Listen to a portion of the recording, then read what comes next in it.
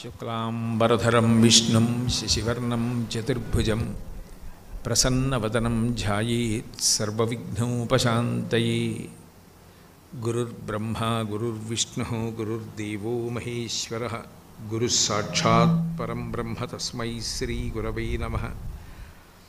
వ్యాసాయ విష్ణురూపాయ వ్యాసరూపాయ విష్ణవే నమో వై బ్రహ్మనిధయే వాసిష్ఠాయ నమో నమః. కూజంతం రామ రామీతి మధురం మధురాక్షరం ఆరుహ్య కవితాశాఖాం వందే వాల్మీకికోకిలం. శ్రుతిస్మృతిపురాణానాం ఆలయం కరుణాలయం నమామి భగవత్పాదశంకరం లోకశంకరం. వాగర్ధావివ సంపృక్తౌ వాగర్ధప్రతిపత్తయే జగతః పితరౌ వందే పార్వతీ పరమేశ్వరౌ. సూక్తిం సమగ్రయతున స్వయమేవ లక్ష్మీః శ్రీరంగరాజమహిషీమధురైఃకటాక్షైః వైదగ్ధ్యవర్ణగుణగుంభనగౌరవైర్యాం కండూలకర్ణకుహరాः కవయోధయంతి. హైమోర్ధ్వపుండ్రమజహన్మకుటం సునాసం మందస్మితం మకరకుండలచారుగండం బింబాధరం బహుళదీర్ఘకృపాకటాక్షం శ్రీవేంకటేశముఖమాత్మని సన్నిధత్తాం. విమలపటి కమలకుటి పుస్తకరుద్రాక్షసస్తహస్తపుటి కామాక్షి పక్ష్మలాక్షి కలిత విపంచి విభాసి వైరించి. హరి ఓం. పరమేశ్వర స్వరూపైన సభకి నమస్కారం. ఈరోజు ఇంత పరమ పవిత్రమైన రోజున అన్న మాట ఎందుకు చెప్పానంటే, గురుమండల స్వరూపిణి అయినటువంటి ఆ పరదేవత కంచి కామకోటి పీఠానికి 68వ పీఠాచార్యులు నడిచే దేవుడు అపర శంకరాచార్యుల వారి అవతారమని పేర్గాంచినటువంటి శ్రీ శ్రీ శ్రీ చంద్రశేఖరేంద్ర సరస్వతి మహాస్వామి వారి రూపంలో ప్రభవించినటువంటి పవిత్రమైన రోజు కాబట్టి, ఇంత పవిత్రమైన రోజున ఇంత గొప్ప నగరం విజయవాడ, కనకదుర్గమ్మ తల్లి యొక్క క్షేత్రం, ఇక్కడ కూర్చుని 4 మాటలు మాట్లాడగలగడం, ఆ తల్లి పాదముల మీద వాక్సుమములను సమర్పించుకునే అదృష్టం కలగడం పరదేవత యొక్క నిర్హేతుక కృపాకటాక్ష వీక్షణంగా భావన చేస్తూ, నా మీద మొట్టమొదటి నుంచి కూడా అవ్యాజమైన ప్రేమ కలిగినటువంటి వారు పెద్దలు ఎందరో ఉన్నారు. అందులో మా రామారావు గారు ఒకరు. ఆయనకి నేనంటే విశేషమైన ప్రేమ. మీరు కనకదుర్గమ్మ తల్లి దేవస్థానానికి వచ్చి ప్రసంగం చెయ్యాలి అని అడుగుతూ వచ్చారు. అది అనుకోకుండా అటు తిరిగి ఇటు తిరిగి ఇంత పవిత్రమైన రోజున మాట్లాడే అదృష్టం కలగడం ఆ తల్లి యొక్క అనుగ్రహ విశేషం.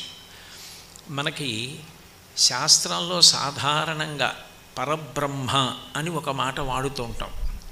అసలు ఆ పరబ్రహ్మము అన్న మాటకి అర్థమేమి అన్నదానికి పౌరాణిక భాషలో అందరికీ తేలికగా అర్థమవడానికి వీలుగా భాగవతంలో పోతన గారు దాన్ని నిర్వచనం చేస్తూ, ఎవ్వరు సృజించు ప్రాణుల ఎవ్వడు రక్షించు త్రుంచు ఎవ్వడనంతుండెవ్వడు విభుడెవ్వడు వాడు ఇవ్విధమున మనుచు బెనుచు హేలారతుడై అంటారు.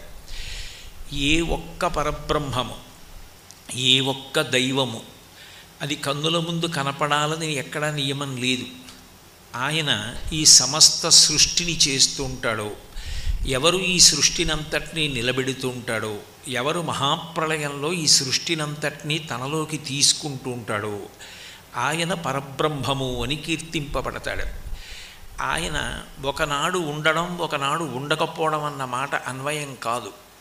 ఈ లోకములను పరిపాలించేటటువంటి చక్రవర్తులు, లోకములలో నివసించేటటువంటి వారు, సమస్త భూతములు మహాప్రళయములో అంతరించిపోయిన తరువాత సూర్యచంద్రులు నక్షత్రములు కూడా ప్రకాశించనటువంటి సమయంలో కూడా వీరొక వెలుగు సహాయం అవసరం లేకుండా ఎవరు ప్రకాశిస్తూ ఉంటాడో ఆయన పరబ్రహ్మం. అందుకే శృతి అటువంటి పరబ్రహ్మం గురించి చెప్తూ, నత్ర సూర్యో భాతి నచంద్రతారకం నేమా విద్యుతో భాంతి కుతోయమగ్ని త్వమేవ భాంతమనుభాతి సర్వం తస్య భాషా సర్వమిదం విభాతి అంటుంది. అటువంటి పరమాత్మ ఎవ్వరూ లేని మహాప్రళయంలోనూ ఉంటాడు. మళ్ళీ సృష్టి జరిగినప్పుడు ఆయనలోంచే సృష్టి జరుగుతుంది. నిలబడినప్పుడు యథార్థమునకు ఆయన అనుగ్రహమే. మళ్ళీ లయం జరిగినా, స్వల్పకాలిక లయం జరిగినా, మహాప్రళయం జరిగినా ఆయన అనుగ్రహము వలననే జరుగుతుంది. అందుకే లోకంబులు లోకేశులు లోకస్తులు తెగిన తుది అలోకంబగు పింజీకటి కావల ఎవ్వండేకాకృతి వెలుగు అతని నీ సేవింతున్నంటారు గజేంద్రమోక్షణ ఘట్టంలో. ఈ లోకాలు, లోకములను పరిపాలించేవారు, లోకములలో నివసిస్తున్నవారు అందరూ మహాప్రళయంలో లేకుండా పోయినా ఆయన ఒక్కడూ మాత్రం అట్లా ప్రకాశిస్తూనే ఉంటాడు. అందుకే ఆద్యంతములు లేనివాడు పరబ్రహ్మం.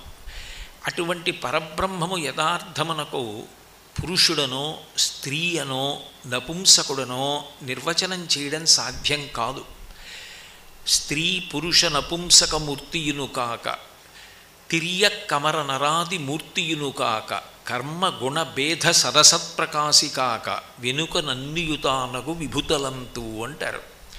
ఆయన స్త్రీ స్వరూపంగా ఆరాధన చేస్తే స్త్రీ స్వరూపంగా పలుకుతుంది, పురుషస్వరూపంగా ఆరాధన చేస్తే పురుషస్వరూపంగా పలుకుతుంది. నపుంసకుడు అని కొన్ని నపుంసక నామాలు ఉంటాయి సహస్రనామాల్లో, పరంజ్యోతి ఇటువంటివి. అటువంటి రూపమా అంటే అది కాదు. తిరియక్క అంటే అది కాదు. నరుడా అంటే అది కాదు. ఏదీ కానివాడు కాబట్టే, ఏదీ కానిది కాబట్టే ఎన్ని రూపాలైనా పొందగలదు. ఇదే ఆమె రూపము అని మీరు అన్నారనుకోండి, ఆమె ఆ రూపమునందు తప్ప వేరొక రూపమునందు ప్రకాశించే అవకాశం ఉండదు. ఏ రూపము లేనప్పుడు దేశకాలములకు అనుగుణంగా ఎప్పుడు ఏ రూపాన్ని పొంది కార్యం సాధించాలో అటువంటి రూపమును ఆవిడ పొందుతూ ఉంటుంది. అందుకే మీరు గమనిస్తే ధర్మ సంస్థాపన విషయంలో శ్రీమన్నారాయణుని యొక్క ప్రతిజ్ఞ భగవద్గీతలో ఏది ఉంటుందో అదే దేవీ భాగవతంలో పరదేవత యొక్క ప్రతిజ్ఞ అయి ఉంటుంది. ఆయన యదా యదా హి ధర్మస్య గ్లానిర్భవతి భారత అభ్యుత్థానమధర్మస్య తదాత్మానం సృజామ్యహం అంటాడు. ఎప్పుడెప్పుడు అధర్మం పెచ్చరిల్లిపోతుందో, ఎప్పుడెప్పుడు పాపం ఎక్కువైపోతుందో అప్పుడప్పుడు పరమాత్మ ఒక రూపాన్ని సృజించుకుని ఏ రూపము చేత తాను ధర్మ సంస్థాపన చేయడానికి అవకాశం ఉంటుందో అటువంటి రూపంతో ఈ భూమి మీదకి దిగి వస్తాడు. అజాయమానో బహుదా విజాయతే అంటుంది శృతి. ఏ శరీరమును పొందవలసిన అవసరము లేనివాడు, పుట్టుక లేనివాడు అనేక రూపములను పొంది పుడుతున్నాడు. అందుకే వేదోద్ధారణ మందరాభరణ పృథ్వీధర్మ నిర్మాణ ప్రహ్లాదత్రాణ బలిప్రతారణ నృపాహంకార నిర్వాపణ వైదేహీ రమణ ధనంజయ జయ వ్యాపార పారీణ క్షోణీ దివ్యత్కరుణ తమోహరణ తండ్రి వెంకటేశ ప్రభో అంటారు. ఆ ఒక్క పరమాత్మ అనేక అవతారములుగా భూమి మీదకి వచ్చాడు. అదే ప్రతిజ్ఞ పరదేవతాస్వరూపంగా అమ్మవారు దేవీ భాగవతంలో చెప్తుంది. యదా యదా హి సాధూనాం దుఃఖం భవతి దానవ తదా తేషాంచ రక్షార్థం దేహం సంధారయామ్యహం అంటుంది. ఎప్పుడెప్పుడు అధర్మం పెరిగిపోతుందో అప్పుడప్పుడు ధర్మాన్ని నిలబెట్టడం కోసం నేను ఒక రూపాన్ని తీసుకుని వస్తున్నాను అంటుంది. అంటే నిజానికి అదే పరబ్రహ్మం స్త్రీ స్వరూపంగానూ ప్రకాశిస్తుంది, అదే పరబ్రహ్మం పురుషస్వరూపంగానూ ప్రకాశిస్తుంది. ఇందులో మీరు చమత్కారం గమనిస్తే అందరూ ఆరాధించి తీరవలసినటువంటి రూపంగా వేదముల చేత ప్రస్తుతి చేయబడినది తెలిసినా తెలియకపోయినా, పండితుడైనా పామరుడైనా, స్త్రీ పురుష పండిత పామర కుల మత వివక్ష లేకుండా అందరూ ఆశ్రయించేది ఆరాధించేది ఎవరిని అంటే అమ్మరూపంగా పరదేవతని ఆరాధన చేస్తారు. అసలు యథార్థం చెప్పాలంటే వేదం అంది మాతృదేవో భవ అంది. నువ్వు పరదేవతని ఎక్కడికో వెళ్ళి దర్శనం చేయక్కర్లేదు. అమ్మ పరదేవతతో సమానమైనది కాదు, అమ్మయే పరదేవత. మాతృదేవో భవ. అమ్మ కన్నా పరదేవత ఉండే అవకాశం లేదు. పరదేవతయే అమ్మ రూపంలో భూమి మీద తిరుగుతోంది.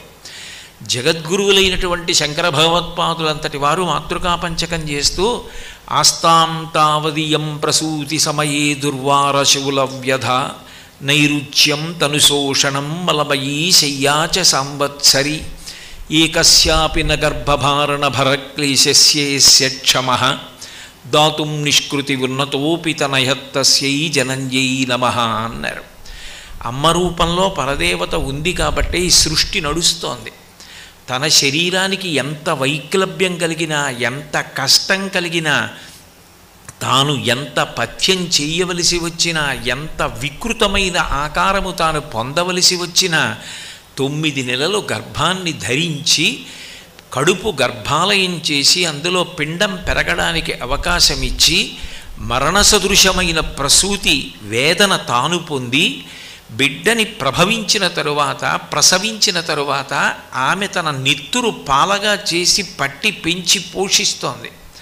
సంవత్సరం పాటు వాడు ఎప్పుడు మూత్ర విసర్జన చేస్తాడో, ఎప్పుడు మల విసర్జన చేస్తాడో అవసరం లేకుండా వంగి పంచాంగ నమస్కారం చేస్తే చాలు స్త్రీ అని అనడానికి కారణం అమ్మ సాక్షాత్తు పరదేవతాస్వరూపిణి అయి ఉన్నది.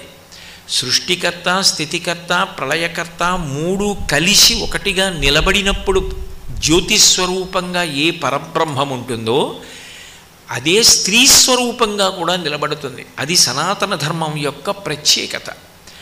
అందుకే మీరు చూడండి, అమ్మని ఆరాధించడం అనేది సనాతన ధర్మంలో అత్యంత ప్రధానమైన విషయం.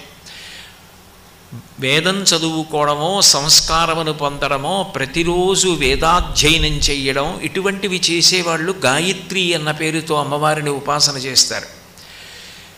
ఇంకా బాగా జ్ఞానమును పొందాలి, నిత్యానిత్య వస్తు వివేకం తెలుసుకోవాలి, నాకు ఆ జ్ఞానము చేత మళ్ళీ పుట్టవలసిన అవసరం పోయి పునరావృత్తి రహిత శాశ్వత శివ సాయుధ్య స్థితిని పొందాలనుకున్న వాళ్ళు శారదాస్వరూపాన్ని ఆరాధన చేస్తారు. నాకు లక్ష్మీదేవి యొక్క అనుగ్రహంగా సంపత్తి కావాలన్నవాడు లక్ష్మీస్వరూపంగా ఆరాధన చేస్తాడు. శక్తి కావాలన్నవాడు పార్వతీదేవిని ఆరాధన చేస్తాడు. ఏమీ తెలియనటువంటి వాడు కూడా పోలేరమ్మ, మరిడమ్మ, తలుపులమ్మ ఇటువంటి పేర్లతో గ్రామదేవతగా ఆరాధన చేస్తారు.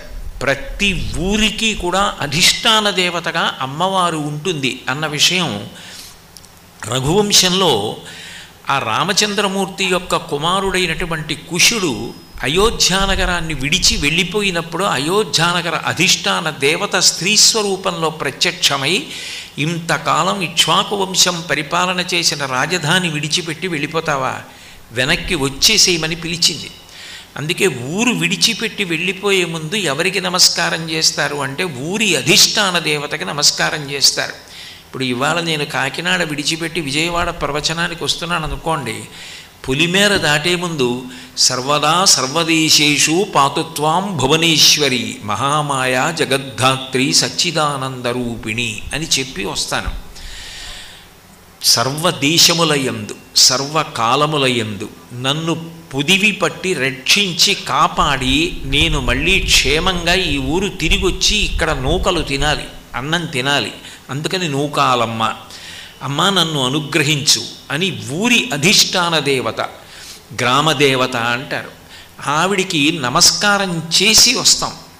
మళ్ళీ ఊరిలో ప్రవేశించే ముందు మళ్ళీ ఒకసారి అమ్మవారికి నమస్కారం చేసి, అమ్మ ఏ ప్రమాదం జరగకుండా, ఏ ఇబ్బంది లేకుండా క్షేమంగా సంతోషంగా నేను వెళ్ళిన కార్యక్రమాన్ని సఫలీకృతం చేసుకుని తిరిగి రావడానికి నా యందు శక్తిగా ప్రవేశించి నడిపించిన ఓ పరదేవత నీకు నమస్కరిస్తున్నానని నమస్కరించి పొలిమేర దాటి ఊరిలోకి వెడతారు. అంటే అసలు అమ్మవారి ఆరాధన లేకుండా ఉండడం అన్నది సనాతన ధర్మంలో లేదు. ఎందుకనంటే ప్రథమ నమస్కారం అమ్మతో మొదలైంది. మాతృదేవో భవ, పితృదేవో భవ, ఆచార్య దేవో భవ, అతిథి దేవో భవ. మొదటి నమస్కారం ఎవరికి అంటే అమ్మకే.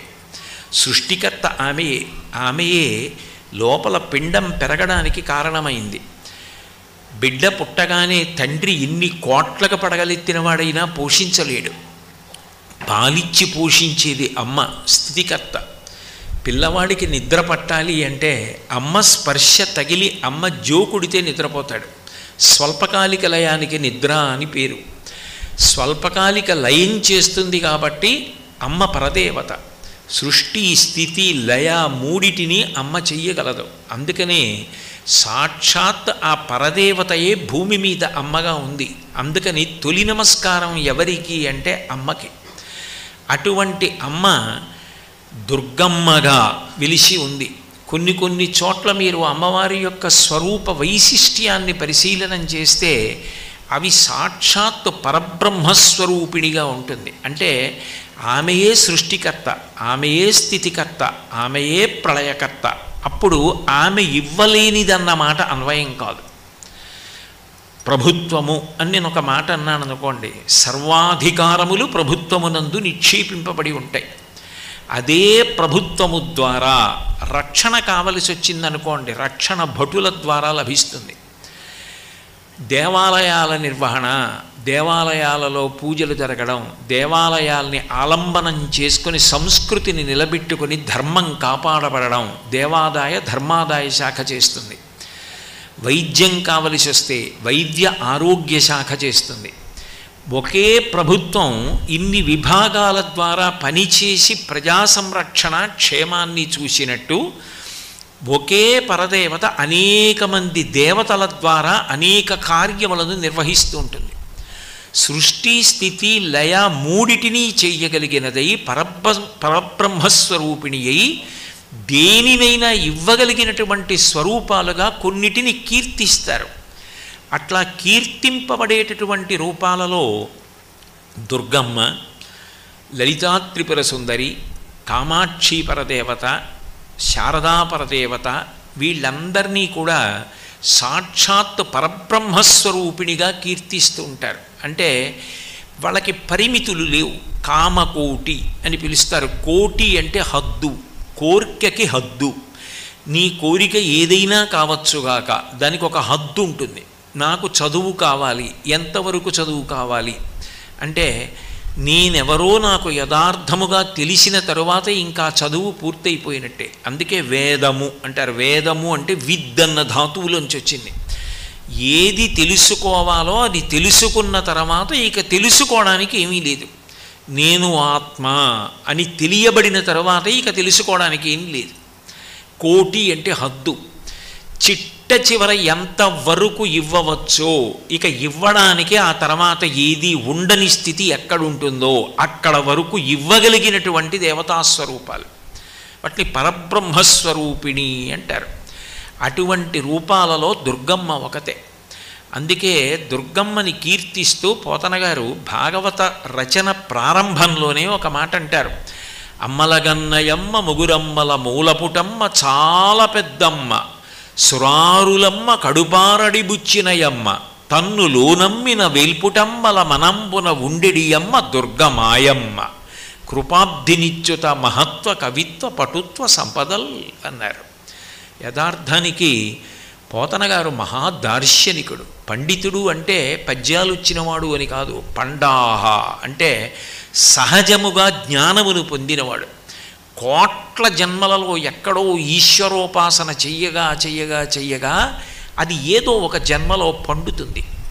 చంద్రశేఖరేంద్ర సరస్వతి మహాస్వామి వారు బ్రహ్మజ్ఞానమును పొందినట్టు, శృంగేరి చంద్రశేఖర భారతీ స్వామి వారు పొందినట్టు, రామకృష్ణ పరమహంస పొందినట్టు, వివేకానంద స్వామి పొందినట్టు, అరుణాచలంలో భగవాన్ రమణులు పొందినట్టు కోట్ల జన్మల తర్వాత ఎప్పుడో అది అట్లా ఫలిస్తుంది. బహూనాం జన్మనామంతే జ్ఞానవాన్ మాం ప్రపద్యతే వాసుదేవ సర్వమితి స మహాత్మా సుదుర్లభ అంటాడు గీతాచార్యుడు.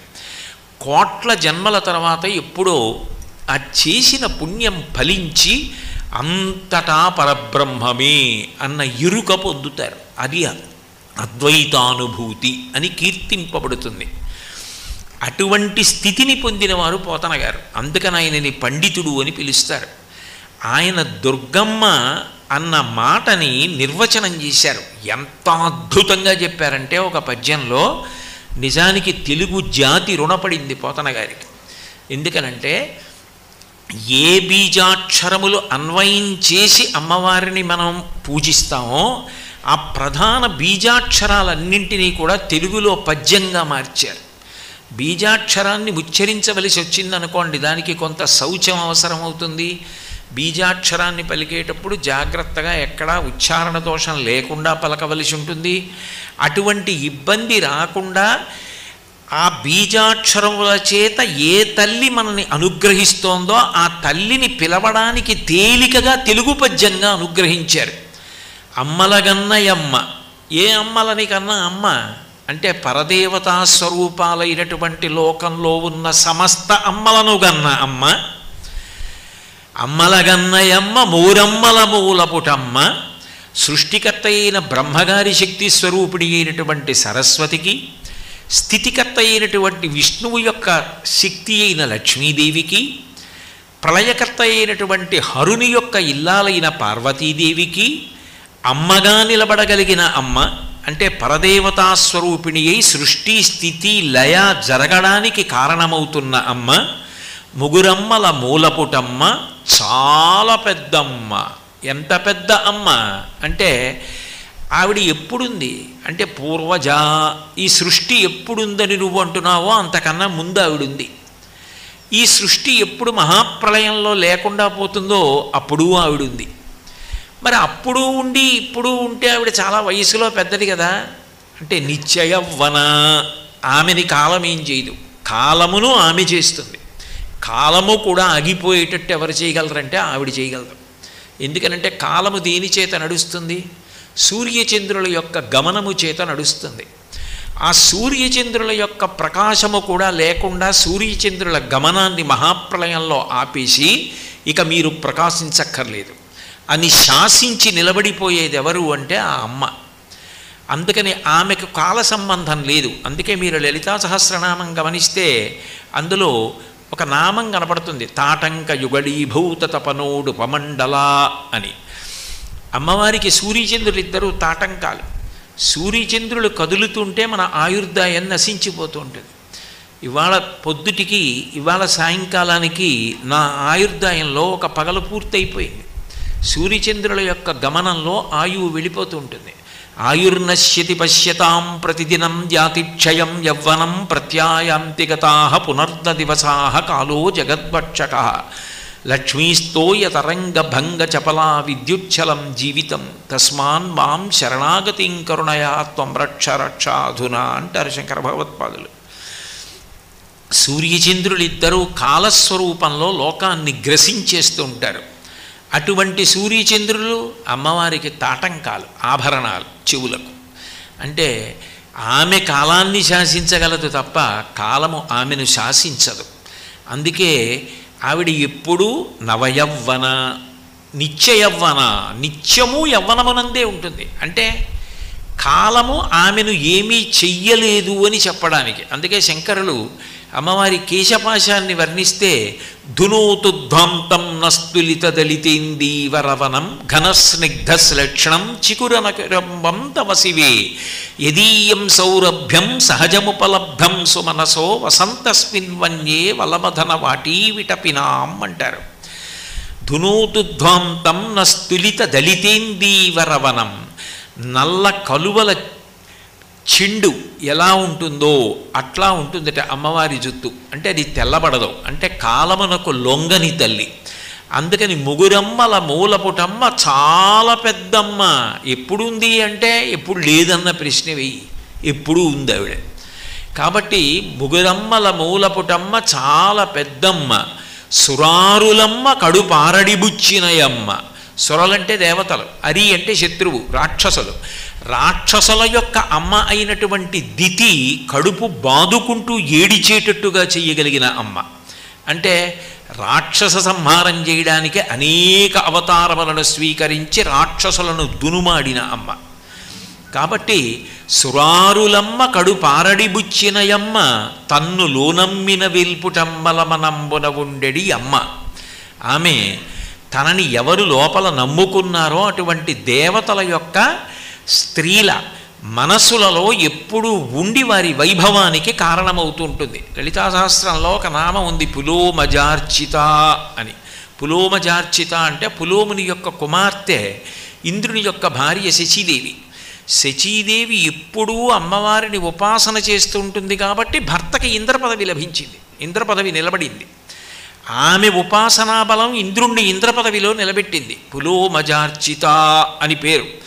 కాబట్టి ఆ తల్లి దేవతా స్త్రీల యొక్క మనంబున ఉండెడి అమ్మ దుర్గమాయమ్మ.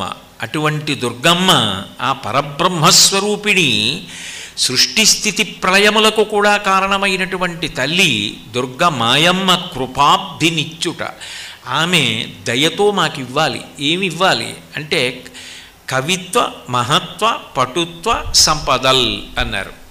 అందులో మహత్వ అంటే ఓం, మహత్వానికి అంతటికీ బీజాక్షరంగా ఓంకారాన్ని చెప్తారు. మహత్వ, కవిత్వ ఐం. దేవి భాగవతం పరిశీలిస్తే దాన్ని సారస్వత బీజాక్షరం అంటారు. ఐం ఓం ఐం. పటుత్వానికి హ్రీం బీజాక్షరం. ఆ హ్రీం భువనేశ్వరి బీజాక్షరం. భువనేశ్వరి బీజాక్షరం కాబట్టి దాని మీద శంకరాచార్యుల వారు పరమాద్భుతమైనటువంటి ఒక పెద్ద స్తుతి పాఠాన్ని రాశారు. కళ్యాణ స్తుతి అని పరమాద్భుతమైనటువంటి స్తుతి. కాబట్టి అది పటుత్వానికి గుర్తు ఆ బీజాక్షరం. ఓం ఐం హ్రీం సంపదల్ ఐశ్వర్యం లక్ష్మీదేవి. శ్రీం ఓం ఐం హ్రీం శ్రీం మహత్వ, కవిత్వ, పటుత్వ, సంపదల్ అని తెలుగులోకి మార్చి ఓం ఐం హ్రీం శ్రీం అమలగన్నయమ్మ ముగురమ్మలమూలపుటమ్మ శ్రీమాత్రే నమః. ఓం ఐం హ్రీం శ్రీం శ్రీమాత్రే నమః ఎవరు అంటే దుర్గమాయమ్మ కృపాబ్ధినిచ్యుత మహత్వ, కవిత్వ, పటుత్వ, సంపదల్. కాబట్టి ఆ దుర్గమ్మ ఎవరు అంటే సాక్షాత్ పరబ్రహ్మస్వరూపిణి. ఏమిటి ఆవిడికున్న లక్షణం అంటే ధార్మికుడైన వారెవరుంటాడో, ధర్మము కోసం ఎవడు తాపత్రయపడుతుంటాడో, ధర్మం కోసం ఏ భోగాన్నైనా నేను పరిత్యజిస్తాను, అధార్మికమైన భోగం నాకు అక్కర్లేదు, నాకు ధార్మికమైన సుఖం కావాలి అని ఎవడు కోరుకుంటాడో అటువంటి వాడికి ఆ తల్లి ఏదైనా ఇవ్వడానికి కారణం ఏమై ఉంటుంది అంటే ఆయన చేసిన ఒక్క నమస్కారం. ఆయన ఎంత పూజ చేశాడన్న దాంతో సంబంధం లేదు. సకృన్నత్వానత్వా కథమివ సతాం సన్నిధదతే అన్నారు శంకరులు సౌందర్యలహరిలో. సకృన్నత్వానత్వా ఒక్కసారి ఆయన నమస్కారం చేస్తే చాలట, అమ్మవారు కటాక్షించేస్తుంది, కురిపించేస్తుందిట. ఎందుకు కురిపిస్తుంది అంటే ఆమెకి ధర్మం అంటే అంత ఇష్టం. ఆమె అవతారములన్నీ ధర్మం కోసం. ధార్మికుడైన వాడెవరున్నాడో ఆయన ఒక సంకల్పం చేశాడనుకోండి, అది అవ్వాలని కోరుకుంటుంది. అందుకే పెద్దలు ఒక మాట చెప్తారు, యోగి సత్యమును మాట్లాడడం కాదు, యోగి మాట్లాడినది సత్యమయ్యేటట్టు అమ్మవారు చేస్తుంది. మీరు అందుకే కొందరి జీవితాలని పరిశీలిస్తే కొన్ని ఆశ్చర్యకరమైన విషయాలు కనపడతాయి. తులసీదాస్ గారి దగ్గరికి ఎవరో ఒక ఆవిడ పరిగెత్తుకొచ్చింది. ఆయన మంచి ధ్యాననిష్టలో ఉన్నారు, రామచంద్రమూర్తి యొక్క గుణములను మనసులో తలుచుకుని కీర్తిస్తున్నారు. వచ్చి ఏడుస్తూ ఆయన కాళ్ళ మీద పడింది. ఆయన బహిర్ముఖుడై తటాలున దీర్ఘసుమంగళీభవ అన్నారు. ఆమె లేచింది, నా భర్త ఇప్పుడే మరణించారు, మిమ్మల్ని చూసి పరిగెత్తుకొచ్చి ఆర్తితో నమస్కరించాను, నన్ను దీర్ఘసుమంగళీభవ అని ఆశీర్వదించారంది. ఆయన అన్నారు, నా మాట పోవడానికి వీల్లేదు, ఎందుకనంటే అది నా మాట కాదు కాబట్టి. నేను శ్రీరామ ధ్యానంలో ఉండగా నువ్వు వస్తే నా నోటి వెంట అప్రయత్నంగా వచ్చింది కాబట్టి అది రాముడు పలికించిన మాట. నీ భర్త చెవిలోకి వెళ్ళి ఆరామనామమే చెప్పు, భక్తితో బ్రతుకుతాడన్నారు. ఆమె వెళ్ళి అదే నమ్మకంతో చెప్పింది రామనామం. వెంటనే ఆయన లేచి కూర్చున్నాడు. అంటే ఆ భక్తి ఎక్కడుందో ఆ యోగి నోటి వెంట వచ్చిన మాట సత్యమయ్యేటట్టు అమ్మవారు చేస్తుంది. అంతేగాని సత్యమును ఆయన పలికాడు కాదు, ఆయన ఏది అన్నాడో అది సత్యమవుతుంది. కారణం పతంజలి యోగశాస్త్ర భాష్యంలో అంటాడు, అనేన యుజ్యతే ఇతి యోగః అంటాడు. అన్నీ అని కాకుండా అన్నీ కలిపి ఒక్కటి అని, అన్నిటి యందు ఆ పరదేవతనే చూసేటటువంటి లక్షణం ఉన్నవాడు ఎవరున్నాడో ఆయన నోటి వెంట వచ్చిన మాట యోగి మాట. అటువంటి దుర్గమ్మ ఏది ఇవ్వలేదు అన్న మాట ఉంటుంది తప్ప ఇది ఇస్తుంది అన్న మాట ఉండదు. పరబ్రహ్మస్వరూపిణి అయినటువంటి దుర్గామాత నామం అందుకే అంత గొప్పది అన్నారు. లోకంలో ఎప్పుడైనా ఒక నామము వచ్చింది అంటే ఆ నామము బాలసారి చేసి పెట్టినది కాదు భగవంతుడికి. భగవంతుడికి బాలసార చేసి పేరు పెడితే వస్తుందా? ఆయనకి సహస్రనామాలు ఉంటాయి, 108 నామాలు ఉంటాయి. మధ్యలో 300, 475, 576 ఉండవు. ఎందుకు ఉండవు అంటే ఎవరు పుట్టినా నక్షత్రం ప్రధానం. మనకున్నవి 27 నక్షత్రాలు. ఒక్కొక్క నక్షత్రానికి 4 పాదాలు. 27 × 4 108 పాదాలు. 108 పాదములలో పుట్టినటువంటి 2 కాళ్ళున్న ప్రాణులు, 4 కాళ్ళున్న ప్రాణులు అన్నీ సుఖ సంతోషములతో ఉండాలి. శం ద్విపదే, శం చతుష్పదే, అది వేదహృదయం. అన్నీ బాగుండాలి. అన్నీ బాగుండాలంటే 108 నామాలతో కీర్తిస్తారు. కాదు నాకు పరవశం ఆగదంటే సహస్రం, 1000 నామాలు. సహస్రం అంటే 1000 అని కాదు, అనంతం. అనంతమైన నామాలతో నేను కీర్తించానని గుర్తు. దుర్గమ్మ తల్లి యొక్క వైభవం అంతా ఎక్కడ ప్రకాశిస్తుంది అంటే ఆ తల్లి యొక్క ఆరాధన చేసినప్పుడు, ఆ తల్లిని నమ్ముకున్నప్పుడు ఆమె యొక్క గొప్పతనాన్ని చెప్పడానికి గౌణముగా నామం వచ్చింది. అంటే భగవంతుడు నిర్గుణుడు, ఒక్కొక్క గుణాన్ని ప్రకటించాడు అనుకోండి, అప్పుడు ఆయనకి ఆ గుణము గౌణమై గౌణము నామముగా మారుతుంటుంది. ఉదాహరణ చెప్పాలి అంటే మంగళప్రదత్వం, శుభప్రదత్వం, శోభనత్వం, ఇవన్నీ చెప్పవలసి వచ్చిందనుకోండి శివ అంటారు. వ్యాపకత్వం చెప్పవలసి వచ్చిందనుకోండి విష్ణు అంటారు. ఇది అది అని నేను చెప్పడం సాధ్యం కాదు. రక్షణకి అవసరమైన సమస్త సుగుణములు కూడా ఎక్కడ నిధి అయి ఉన్నాయో ఆమెను దుర్గా అని పిలుస్తారు. అంటే ఒక్కసారి మీరు అన్నారనుకోండి ఆ నామాన్ని, నామి మీ వంక చూస్తాడు. ఇప్పుడు సభ జరుగుతోందనుకోండి, ఎవరో అకస్మాత్తుగా లేచి కోటేశ్వరారు అన్నారనుకోండి, నేను తటాలన్నట్టు చూస్తాను. ఎందుకంటే అది నా పేరు కనుక. భగవంతుడికి పేరన్నది లేకపోయినా ఆయన గుణప్రకటనం చేసినప్పుడు గౌణమై ఆయనకి నామం వచ్చింది కాబట్టి నామమునకు నామి స్పందిస్తారు. అది భగవత్ లక్షణం. అందుకే నామము అంత గొప్పదైంది. అందున కలియుగంలో నామం మరీ గొప్పది. నామస్మరణ ధన్యోపాయం నహిపశ్యామో భవతరణి అంటారు. కలియుగంలో నామం పలకడానికి అంత గొప్పతనం. వ్యాసుడంతటి వాడు భాగవతం చేసేటప్పుడు ఒక మాట అంటాడు, హరినామస్తుతి చేయు కావ్యము సువర్ణాంభోజి హంసావళీసురుచిభ్రాజితమై మానస సరస్ఫూర్తిన్ వెలుంగొందు శ్రీ హరినామస్తుతి లేని కావ్యము విచిత్రార్థాన్వితం వయ్యు శ్రీకరమయ్యుండదయోగ్య దుర్మదనత్కాకోల కర్తాకృతిన్ అంటాడు. భగవంతుని యొక్క నామములు, మంచి గుణములు, భక్తులు వాళ్ళ కథలు చెప్పిన గ్రంథములు చదువుతారు. అవి మానస సరోవరముల వంటివి. అక్కడికి హంసలు పెడతాయి. తద్దినం పెట్టినటువంటి విస్తళ్ళు పారేసినటువంటి రేవులకు కాకులు పెడతాయి. భగవత్ సంబంధము లేని సాహిత్యాన్ని భాగవతులైన వారు ఇష్టపడరు. అందుకే భగవంతుని యొక్క నామము కీర్తించడం అంత ప్రధానం.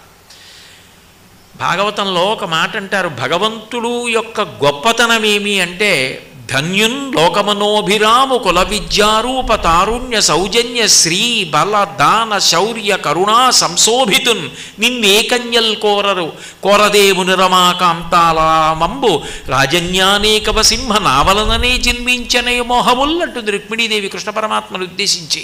నీ యందు ఇన్ని గుణాలున్నాయంది, ఇదిగో ఈ గుణం మాత్రం ఈమె యందు లేదు అని చెప్పడానికి వీలు లేకుండా అన్ని గుణములు ఒక చోట మూర్తీభవించి నిలబడితే చాలా తేలికగా ఆ గుణములు కలిగినటువంటి తల్లి ప్రతిస్పందించి రక్షణ ఇవ్వవలసి వస్తే అప్పుడు ఆ గుణముల యొక్క రాశికి పేరేమి అంటే దుర్గా.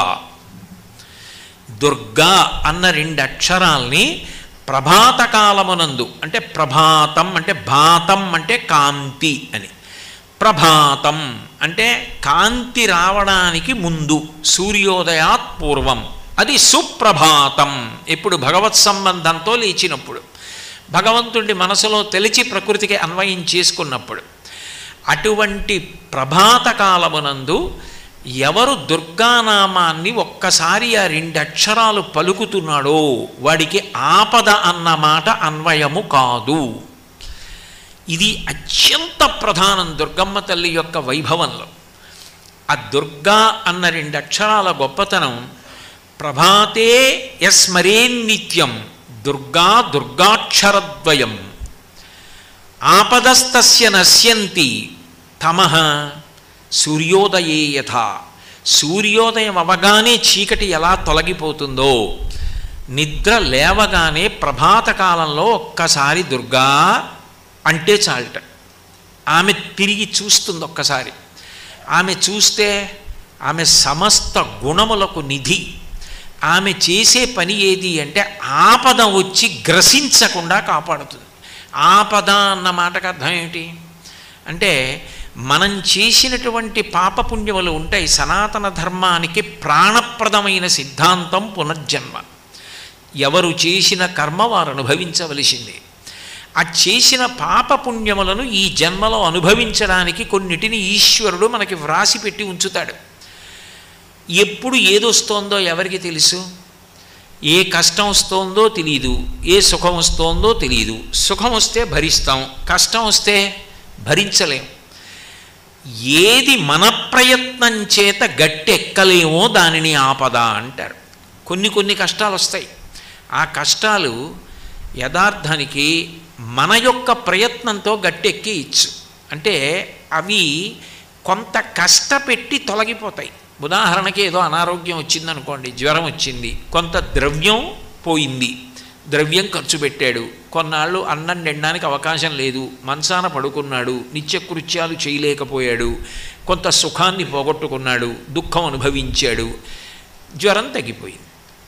ఆపద అట్లా కాదు. ఆపద ఏ కారణము చేత, మీ ప్రయత్నము చేత మీరు తొలగించుకోలేకపోతే ఆపద అంటారు.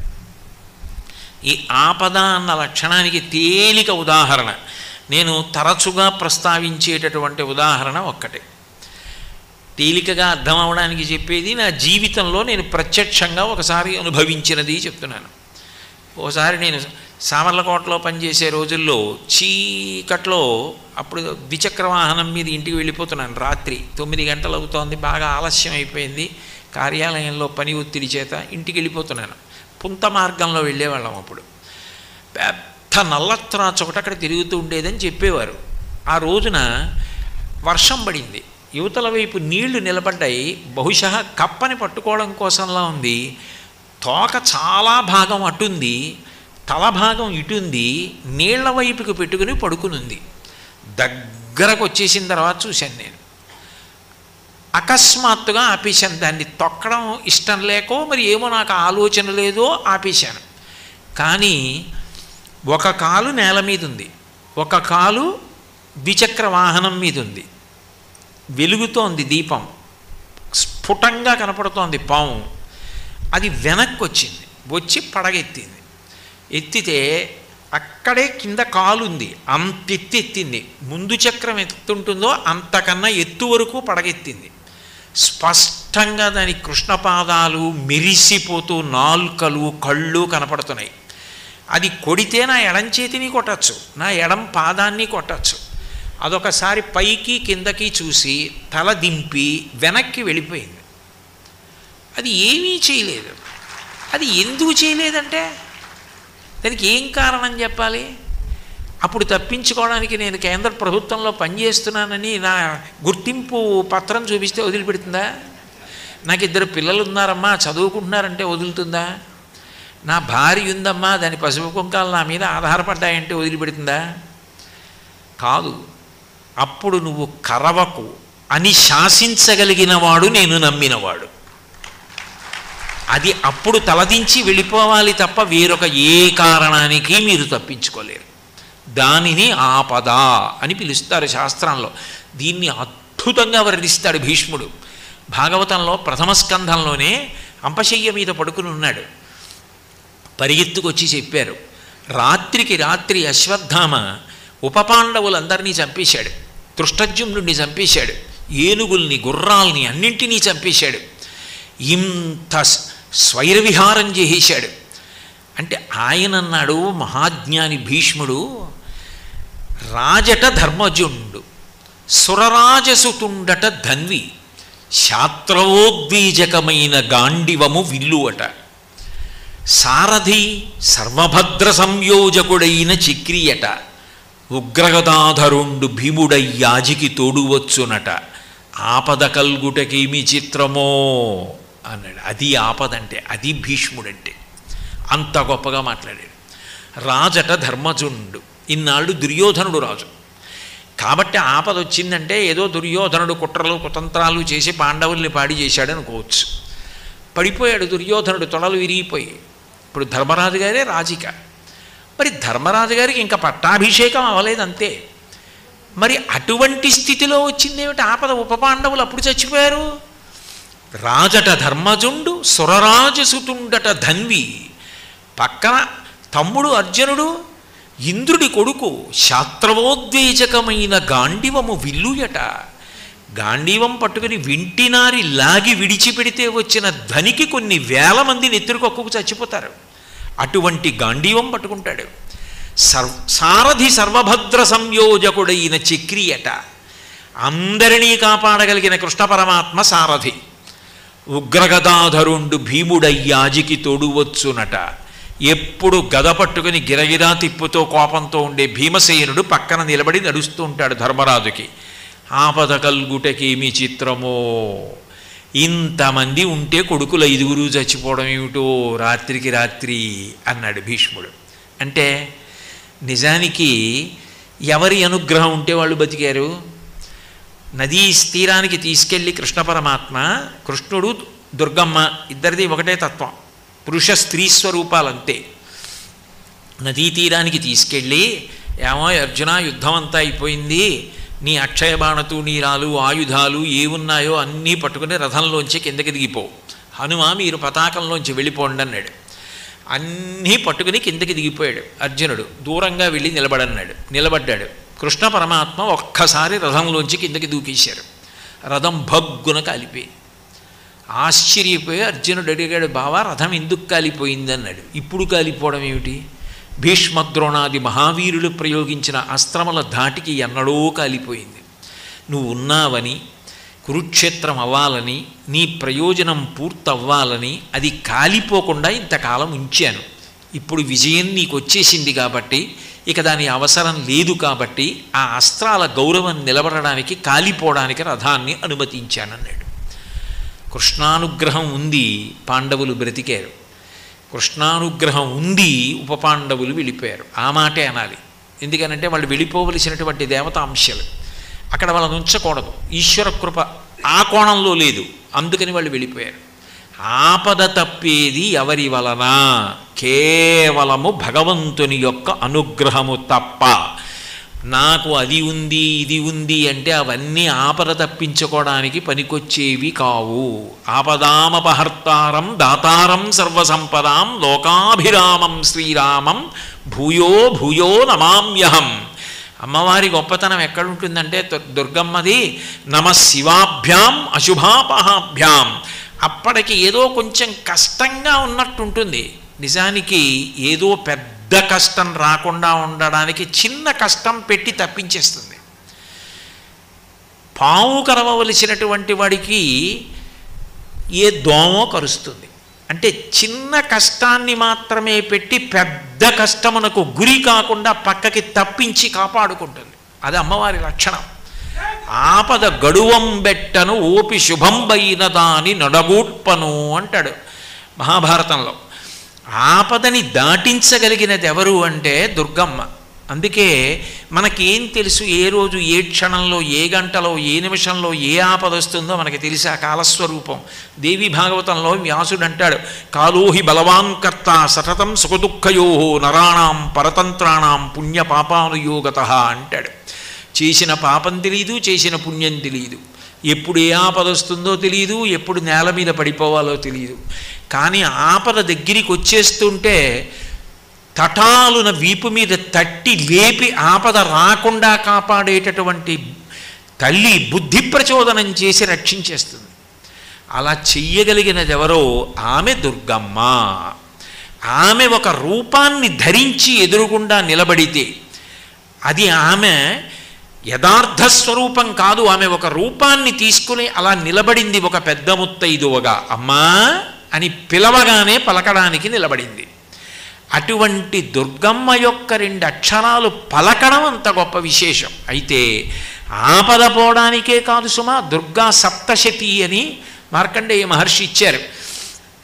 అద్భుతమైనటువంటి శ్లోకములతో కూడుకున్నది, కానీ ఉపదేశం అవసరం. శ్లోకములే అయినా అవన్నీ మంత్రములే అని. అందుకే ఆ శ్లోకములకే స్వాహాకారంతో చేస్తే చండీ హోమం అయిపోతుంది, పారాయణ చేస్తే తీర్థం తీసుకుంటారు. సప్తశతి అంత గొప్పది. అసలు లోకంలో ఒక మాట చెప్తారు, పురుషార్థములు 4 కదూ, ధర్మ అర్థ కామ మోక్ష. ఈ 4టిని చెప్పడానికి 700 శ్లోకాలతోనే ఇచ్చారు అంటారు. ధర్మం చెప్పవలసి వచ్చిందనుకోండి 700 శ్లోకాలతో మనుధర్మశాస్త్రం. అర్థము చాణక్యుడి యొక్క కౌటిల్యం అర్థశాస్త్రం 700 శ్లోకాలు. కామము చెప్పవలసి వచ్చిందనుకోండి వాత్సాయన కామసూత్రాలు 700 శ్లోకాలు. మోక్షం భగవద్గీత 700 శ్లోకాలు. ఇందులో ధర్మ అర్థ, మీకు అర్థము అంటే ఏ రకమైనటువంటి రక్షణ కావలసి వచ్చినా కేవలము అర్థశాస్త్రముగా పరిపాలన కొరకు చదవడం కాదు. అర్థము అంటే సమస్త భోగ సంచయము అని గుర్తు. యోగక్షేమములు అంటారు. యోగము రావాలి, క్షేమం ఉండాలి. యోగం అంటే కొత్తది కలిసి వస్తూ ఉండాలి. పుట్టినవాడు ఒకటిగా ఉండిపోకూడదు. ధర్మపత్ని రావాలి, కొడుకు పుట్టాలి, కూతురు పుట్టాలి. కొడుకు వలన కోడలు రావాలి, తన కూతురు వేరొకరికి కోడలు కావాలి. వియ్యాలవారు రావాలి, మనవలు రావాలి, వాహనములు రావాలి, ఇల్లుండాలి, తాను వృద్ధిలోకి రావాలి, జ్ఞానములు పొందాలి, చిట్ట చివర తనెవరో తాను తెలుసుకోవాలి. ఇదంతా యోగము. ఉన్నది ఉండాలి, పోకూడదు, క్షేమము. ఇది అర్థము. భోగ సంచయం ఏది ఉన్నదో అదంతా నిలబడి యోగక్షేమములతో ఉండడానికి అర్థమని పిలుస్తారు. దానికి దుర్గా సప్తశతి 700 శ్లోకాలు. అందుకే మీకు లోకంలో ఎప్పుడైనా 2 మాటలు వినపడుతుంటాయి. ఎంత ప్రమాదకరమైన విషయమైనా కానివ్వండి, ఇంత పెద్ద కష్టం వచ్చిందండి అన్నారనుకోండి, రుద్రాభిషేకం చేయించండి, సుందరకాండ పారాయణ చేయండి, చండీ హోమం చేయించుకోండి, ఇవి చెప్తుంటారు. చండీ హోమం అంత శక్తివంతం అవడానికి కారణం, అంత రక్షణ కలిగి ఉండడానికి కారణం దుర్గమ్మ తల్లి యొక్క వైభవం దాని యందు ప్రకటనమైంది. అందుకే దాని పేరే దుర్గా సప్తశతి. దుర్గా పేరు కాదు, దుర్గా అంటే ఏ శక్తుల యొక్క కూడిక కలిగితే దుర్గ అయిందో చెప్తుంది. దుర్గా అన్న మాటలో దకారము, ఉకారము, రకారము, గకారము, అకారము కలిస్తే దుర్గా. ద అంటే దైత్యనాశనం.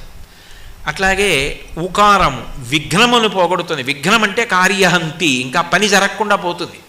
అట్లా జరగకుండా పోయేటట్టు చెయ్యగలిగిన, విఘ్నమును తొలగించగలిగినటువంటిది ఆ దుర్గాలో ఉకారము.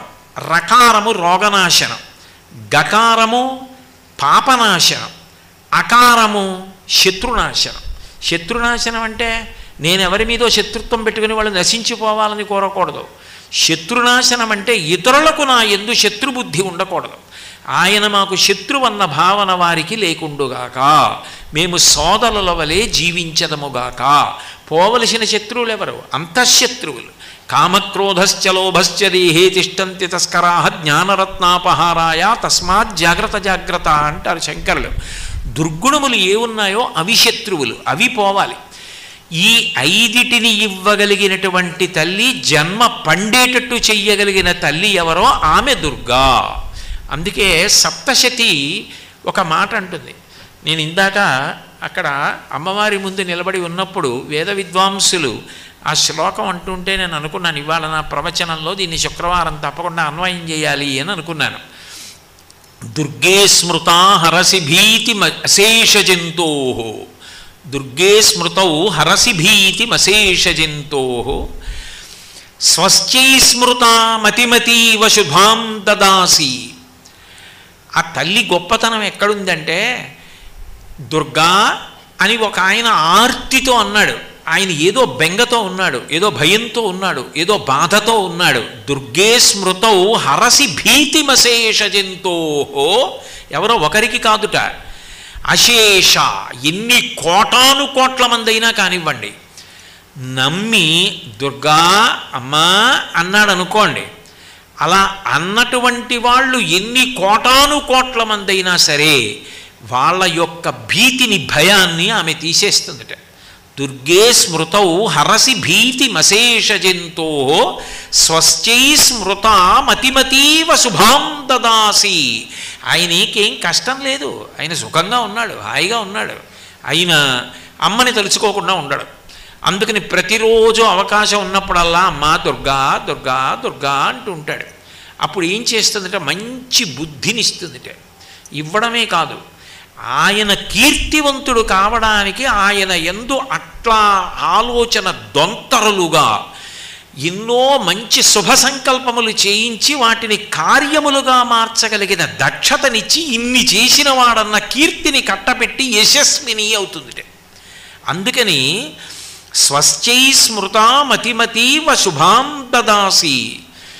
ఆ తల్లి దారిద్ర్య దుఃఖ భయహారిణి కాత్వధన్య. నువ్వు తప్ప ఎవరమ్మా ఇచ్చేది? దారిద్ర్యమును, లేదన్న మాటని ఆమె తీసేస్తుంది. అభూతిమసమృద్ధించ అంటారే శ్రీ సూక్తంలో, అట్లా లేదన్న మాట, తగినంత లేదన్న మాట, ఈ మాటలు లేకుండా చేసేసేయగలిగినది, పూర్ణత్వమునివ్వగలిగినది.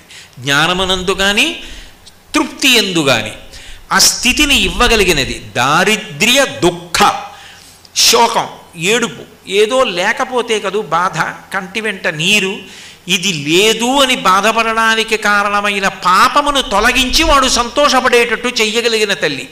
దారిద్ర్య దుఃఖ భయ, భయము మరీ ప్రమాదహేతు, అది మృత్యువుతో సమానం. అటువంటి భయం దేని వలన పొందుతున్నాడో ఆ భయాన్ని తీసేయగలిగిన తల్లి. భయహారిణి కాత్వధన్య సర్వోపకారకరణాయ దయార్ద్రచిత్త. దయచేత ఆర్ద్రమైనటువంటి చిత్తము కలిగిన దానా, మెత్తని తడి కలిగిన మనసు కలదానా, ఓ తల్లి సర్వోపకారకరణాయ, నువ్వు చేయనటువంటి ఉపకారం, నువ్వు చెయ్యనటువంటి ఆ మేలు శుభం లోకంలో ఏముందమ్మా? నువ్వు ఎవరికి ఏదైనా ఇవ్వగలవు, అంత గొప్ప తల్లి. అందుకే శరణాగత దీనార్త పరిత్రాణ పరాయణే. ఆ తల్లి గొప్పతనం ఎక్కడుంది అంటే, శరణాగతి చేసి అన్ని ఉపాయములను విడిచిపెట్టేసి ఆ తల్లి పాదములను పట్టుకున్న వాళ్ళని ఆమె పొదివి పట్టి కాపాడుతుంది. అందుకని సర్వార్తి శమనాయ, అన్ని ఆర్తులను తొలగించగలిగినటువంటి తల్లి ఆ తల్లి. అటువంటి దుర్గమ్మ పరబ్రహ్మస్వరూపిణి.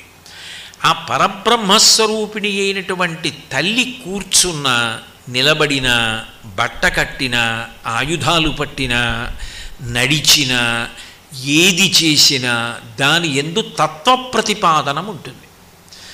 ఏమీ తెలియకపోయినా అమ్మా అని భక్తితో అమ్మవారిని పట్టుకున్నాడు అనుకోండి, ఏ తల్లి మనసిచ్చిందో ఆ మనసు అమ్మవారి దగ్గర పెట్టేశాడని గుర్తు. భక్తి అంటే ఏమిటి? ప్రేమతో ఉండడం. అమ్మనే మనసుతో పట్టుకున్నాడు అనుకోండి, ఆ మనసులో వచ్చిన ఆలోచన వలనే కదా పాపాలు చేస్తాడు. నమస్కారం ఇలా ఎందుకు పెడతాం అంటే, అమ్మ ఇందులో ఎన్ని రాకూడని ఆలోచనలు వచ్చాయో, వచ్చినవన్నీ ఈ చేతులతో చేశా, ఈ పాపాలు తీసేయమని అడగడానికి నమస్కారం చేస్తారు. అప్పుడు ఆ తల్లి ఏం చేయగలదు అంటే, ఆ తల్లి ఇంకా అటువంటి ఆలోచనలు తలలో పుట్టకుండా చెయ్యగలిగిన తల్లి, మంచి ఆలోచనలు తలలో పుట్టేటట్టు చెయ్యగలిగినటువంటి తల్లి.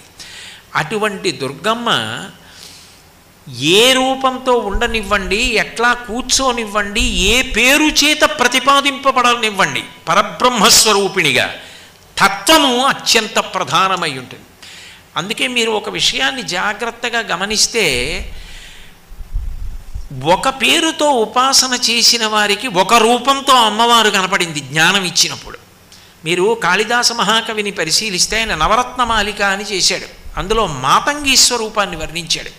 మాతంగి మధుర మీనాక్షి స్వరూపం అంటారు పెద్దలు. తత్వత తంత్రస్వరూపంలో ఆమె మధుర మీనాక్షి అని.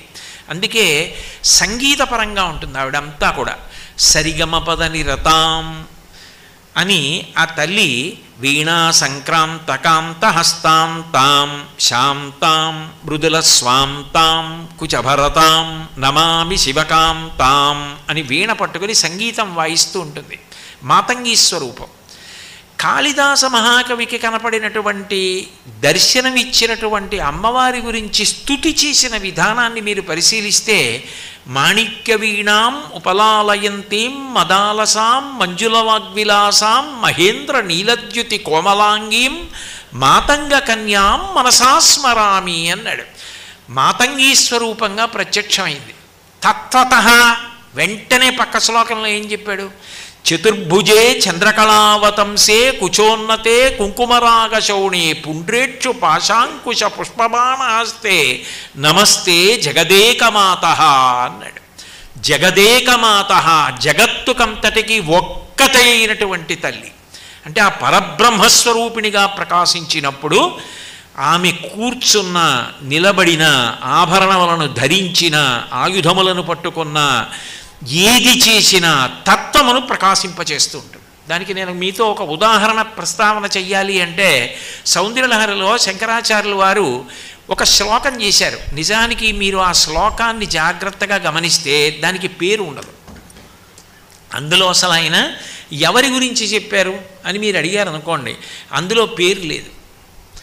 మీరేం చెయ్యాలి అంటే ఆ శ్లోకాన్ని ఆధారం చేసుకొని బొమ్మ మనసులో గీసుకోవాలి.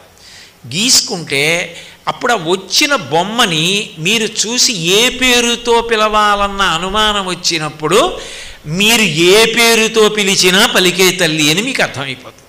అంత అద్భుతమైన శ్లోకం ఒకటి ఇచ్చారు సౌందర్యలహరిలో. క్వణత్కాంచీదామా కరికలభ కుంభస్తననత పరిక్షీణా మధ్యే పరిణత శరచంద్రవదన ధనుర్బాణం పాశం శృణిమపి దధానా కరతలైః పురస్తాదస్తాం నః పురమధితురహో పురుషిక. ఇందులో ఏ పేరుంది అసలు? అందులో శంకరాచార్యుల వారు చెప్పింది క్వణత్కాంచీదామ. గంటలు ఉన్నటువంటి వడ్డాణమును పెట్టుకొని నడుస్తున్నప్పుడు గంటల ధ్వని వినపడుతున్న తల్లి. క్వణత్కాంచీదామ కరికలభ కుంభస్తననత. ఏనుగుల యొక్క కుంభస్థలములు ఎట్లా ఉంటాయో అటువంటి స్తనమండలము కలిగినటువంటి జగన్మాతృస్వరూపం. కరికలభ కుంభస్తననత పరీక్షీణా మధ్యే, సన్నని నడుము కలిగిన తల్లి. పరిణత శరచంద్రవదన. కార్తీక మాసంలో శుక్లపక్షంలో పౌర్ణమి నాడు ఉండేటటువంటి పరిణత చంద్రబింబం ఎలా ఉంటుందో, రాకాబింబం, రాకాచంద్ర సమాన కాంతి వదనానాకాధిరాజస్తుత అంటాడు ముఖ శంకర్లు ఆర్యాశతకంలో. అట్లా పరిణిత చంద్రబింబం ఎలా ఉంటుందో అటువంటి శరత్కాల చంద్రబింబం లాంటి ముఖమున్న తల్లి. క్వణత్కాంచీదామా కరికలభ కుంభస్తననత పరీక్షీణా మధ్యే పరిణత శరచంద్రవదన ధనుర్బాణం పాశం శృణిమపి దధానా కరతలైః.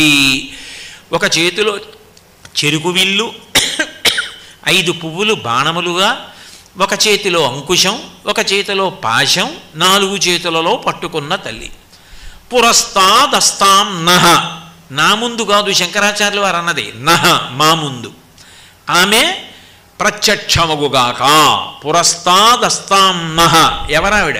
పురమధితురహో పురుషిక. పరమశివుని యొక్క నేనన్న మొట్టమొదటి ఆలోచన రూపము దాల్చినది.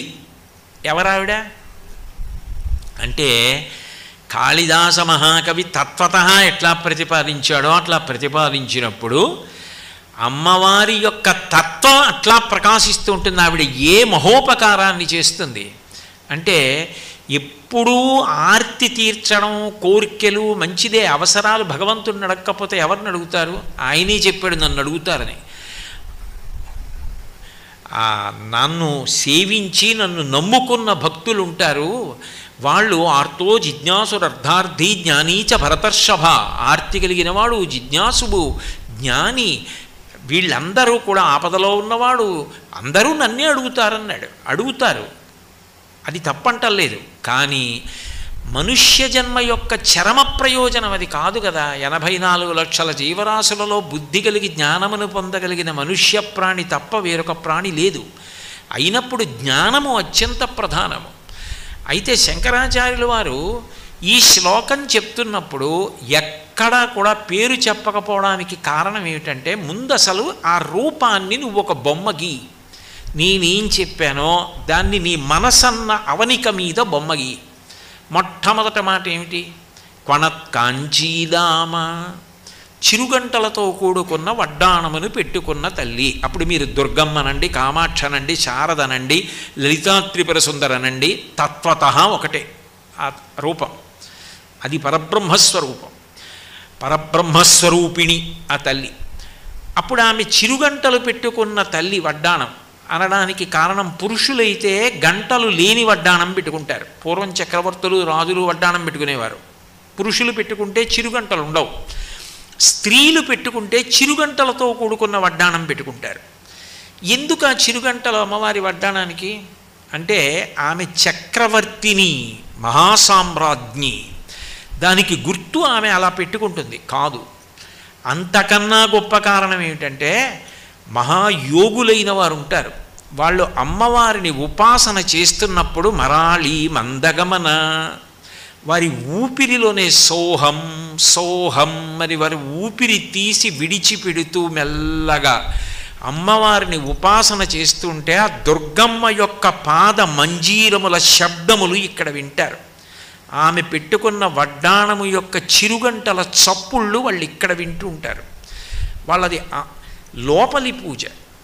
అంతర్ముఖ సమారాధ్య బహిర్ముఖ సుదుర్లభ.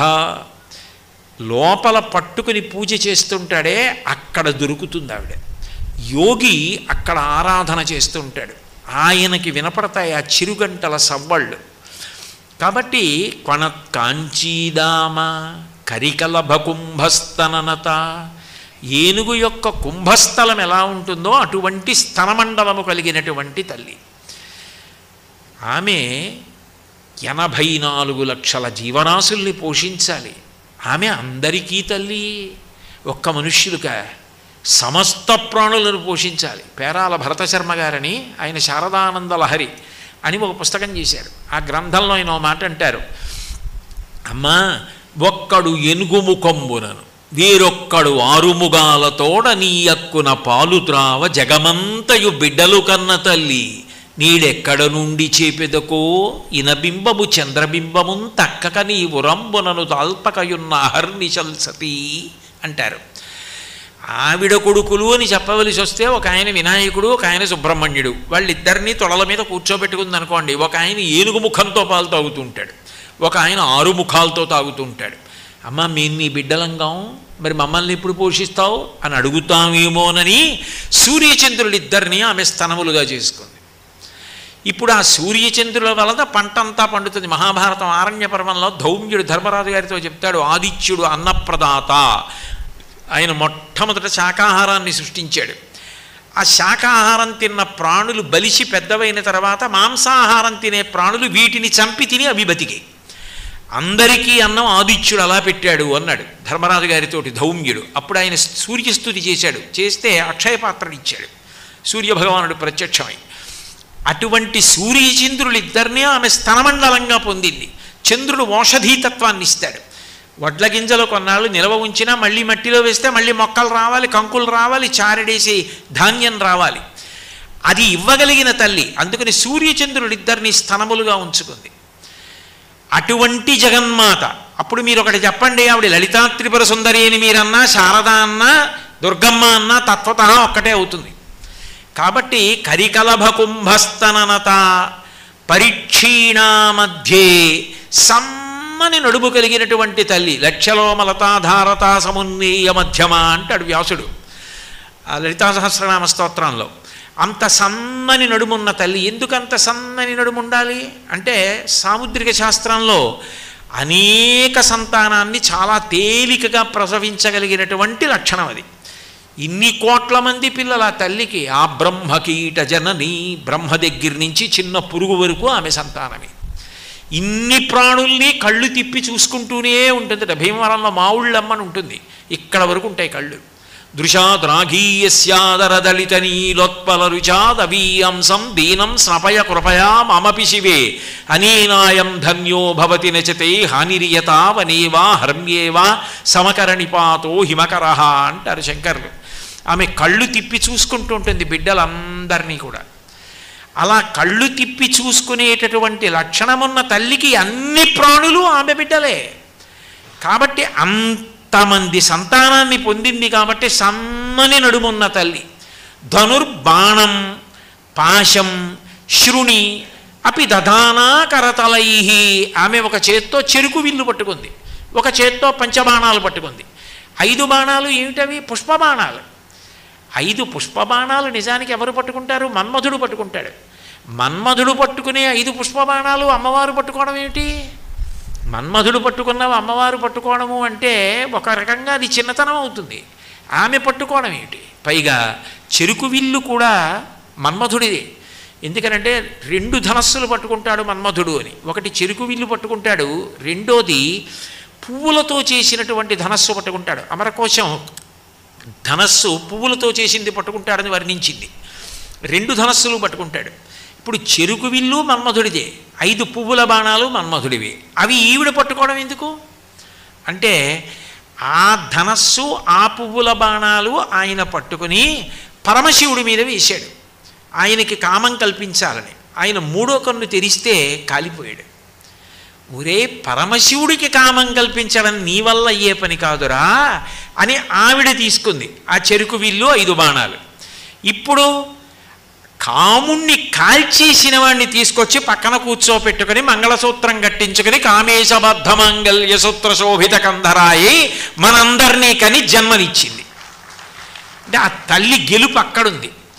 2 అలా ఎందుకు పట్టుకుంది అంటే మన్మధుడి చేతిలో ఉన్నాయనుకోండి, అప్పుడు ఆ బాణాలు ఎవరి మీద పడుతున్నాయో వాళ్ళందరూ కూడా వక్రగతులు పొందుతారు. కారణం ఏమిటి అంటే నిజానికి ఆ 5 పువ్వుల బాణాలు నవమల్లికము, నీలోత్పలము, చ్యూతము, కల్పకము, ఇటువంటి 5 పుష్పబాణాలు పట్టుకుంటాడు మన్మధుడు.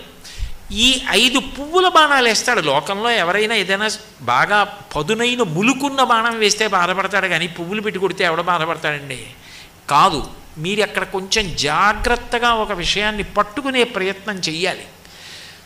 ఎన్ని సుఖాలని మీరు చెప్పండి, అన్ని సుఖాలు 5 ఇంద్రియములను ఆశ్రయించి ఉంటాయి.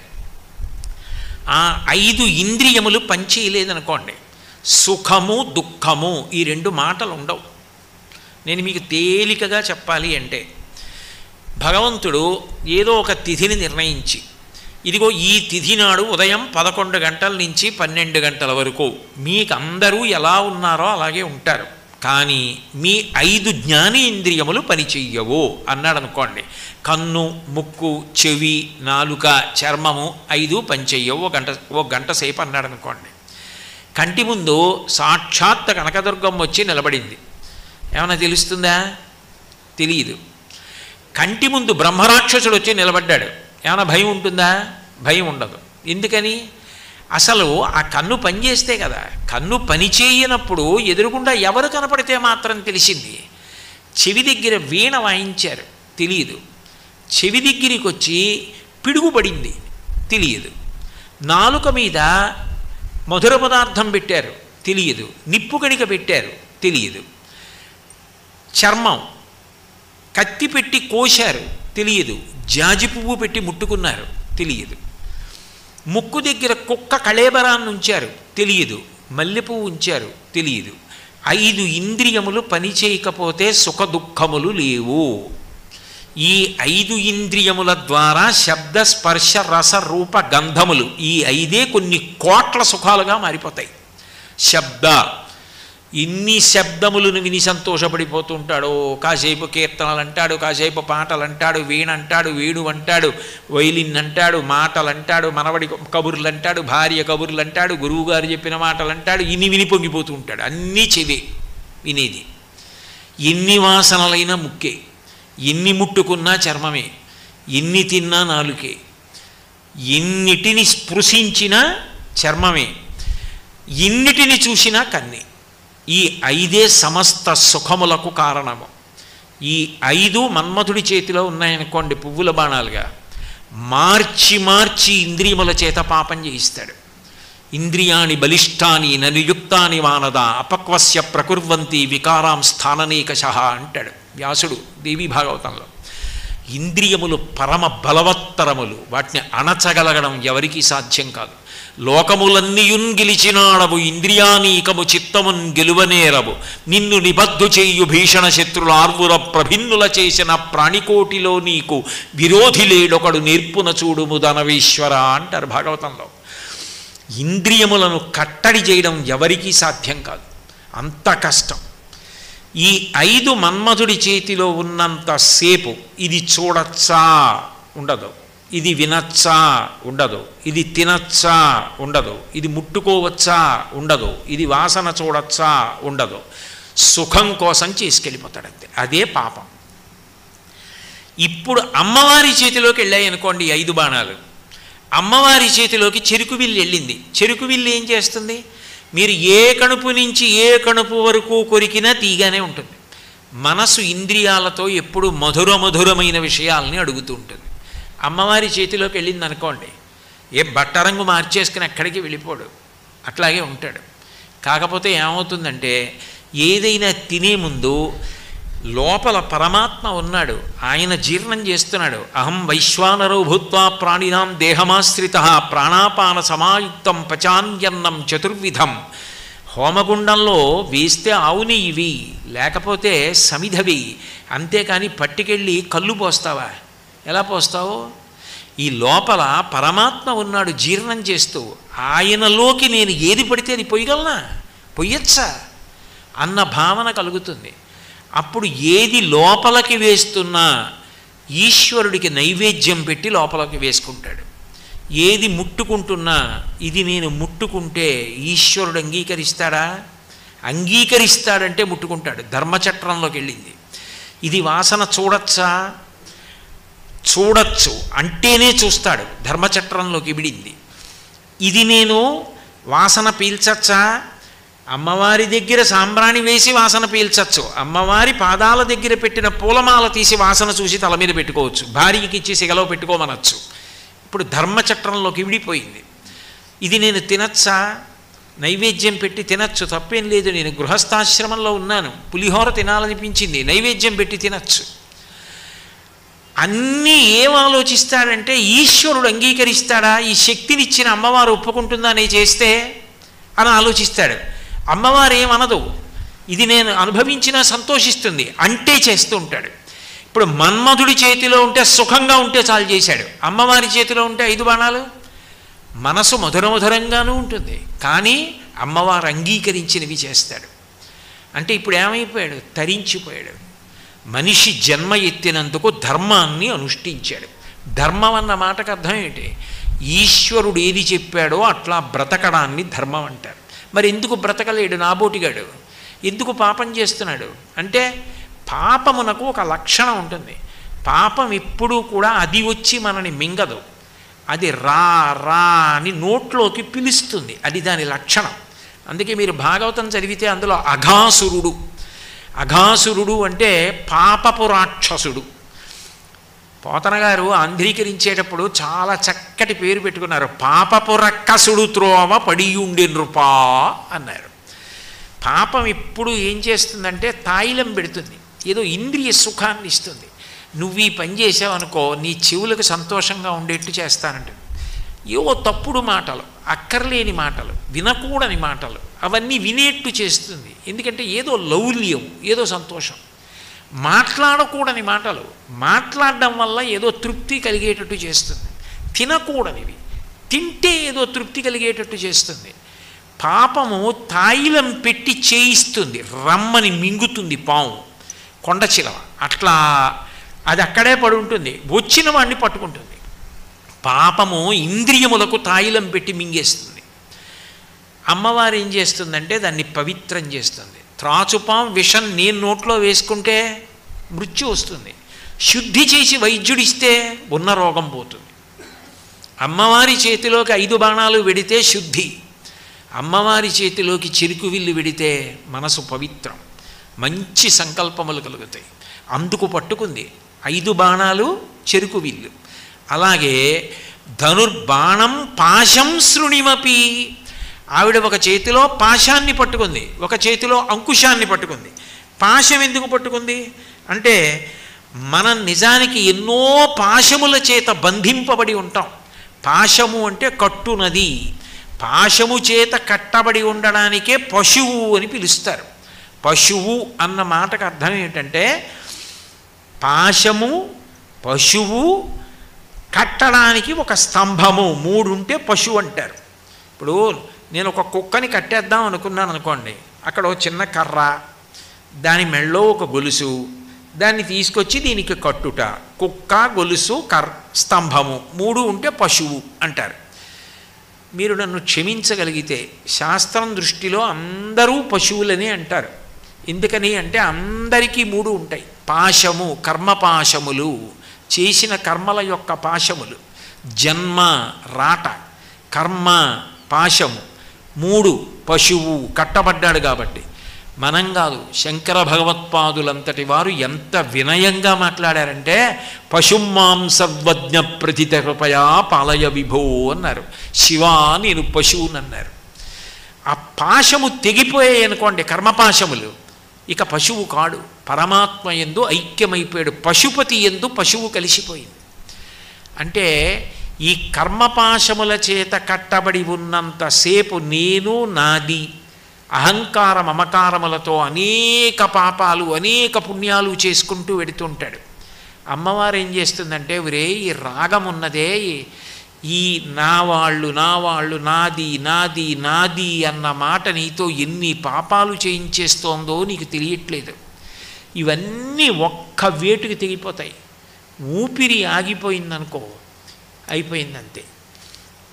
ఎప్పుడు ఆగుతుంది ఎవ్వరికీ తెలియదు. నిత్యమా జీవితము నీటిపై బుగ్గ, నీటి మీద బుడగ ఎప్పుడు పేలిపోతుందంటే ఎవరికీ తెలియదు. నళినీదళగత జలమతి తరళం తత్వజీవితమతిశయ చపలం విద్ధిర్వ్యాధ్యభిమానగ్రస్తం లోకం శోకచ హంత సమస్తం అంటారు.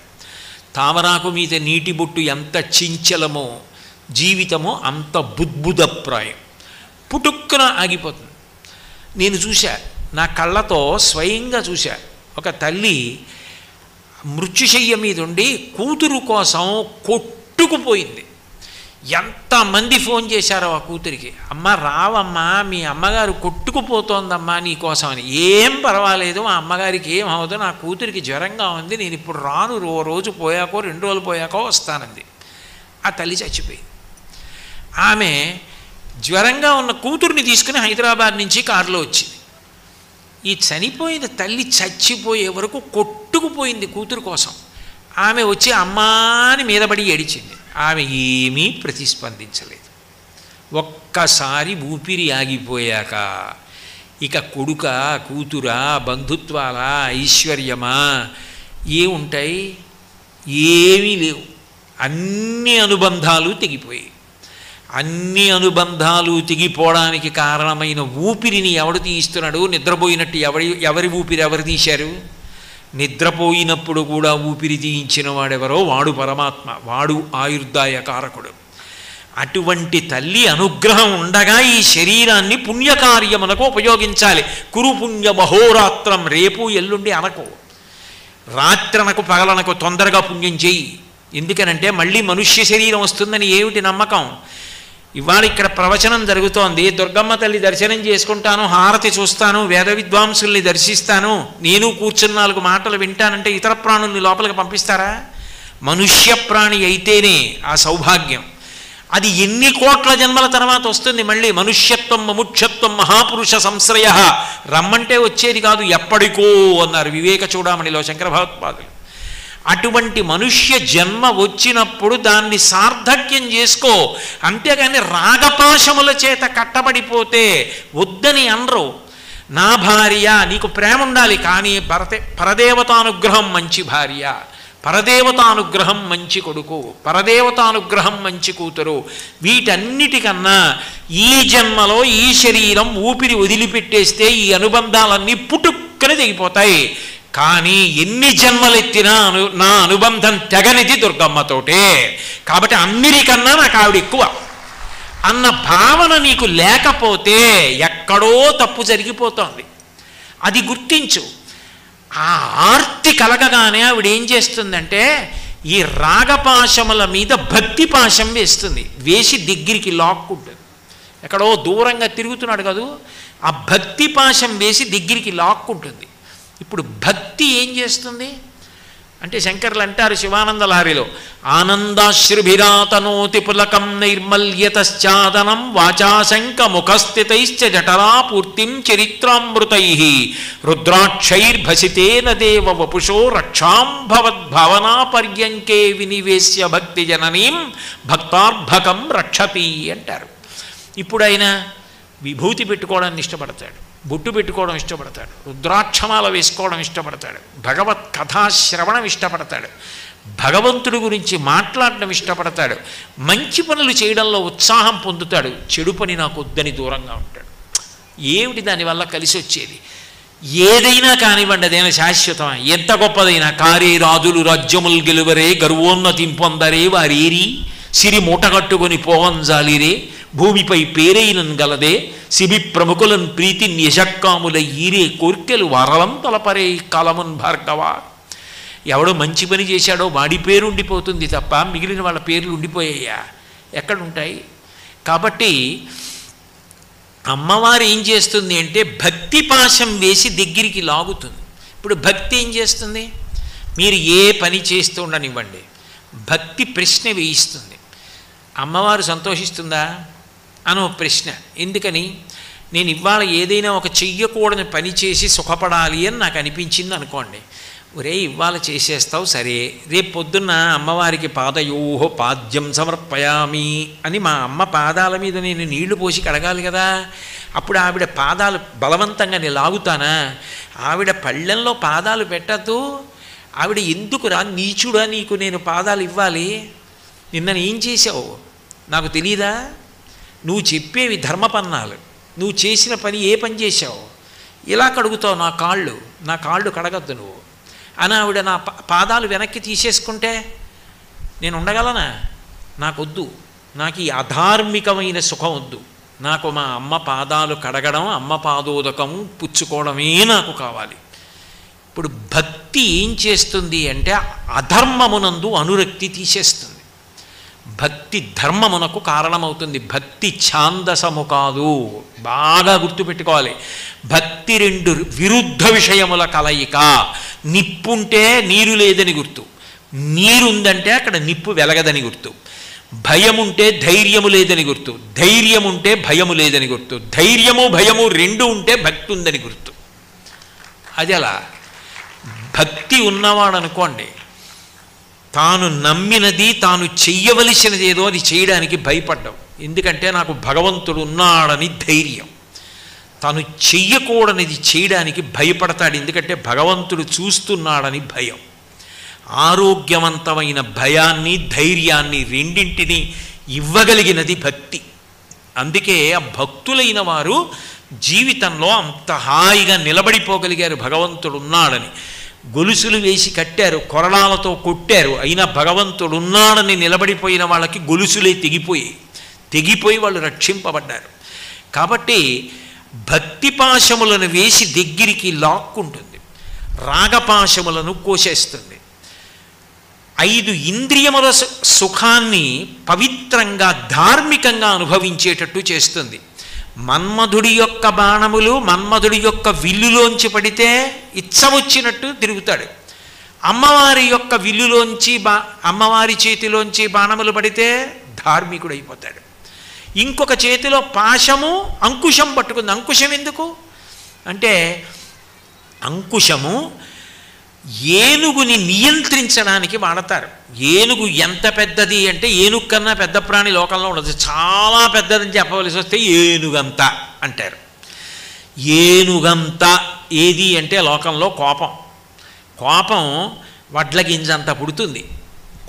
కోపానికి ఉన్న లక్షణం ఏంటంటే కోపం పుట్టగానే మీకు ఎవరి మీద కోపం పుట్టిందో వాళ్ళ మంచి గుణం ఒక్కటి గుర్తు రానివ్వదు. వాళ్ళల్లో లేని చెడు కూడా చూపించడం మొదలెట్టి ఎంత వేగంగా పెరిగిపోతుందంటే తన రూపం మారిపోతుంది. నోరు ఏం మాట్లాడుతోందో తెలియదు, ఏం చేసేస్తాడో తెలియదు.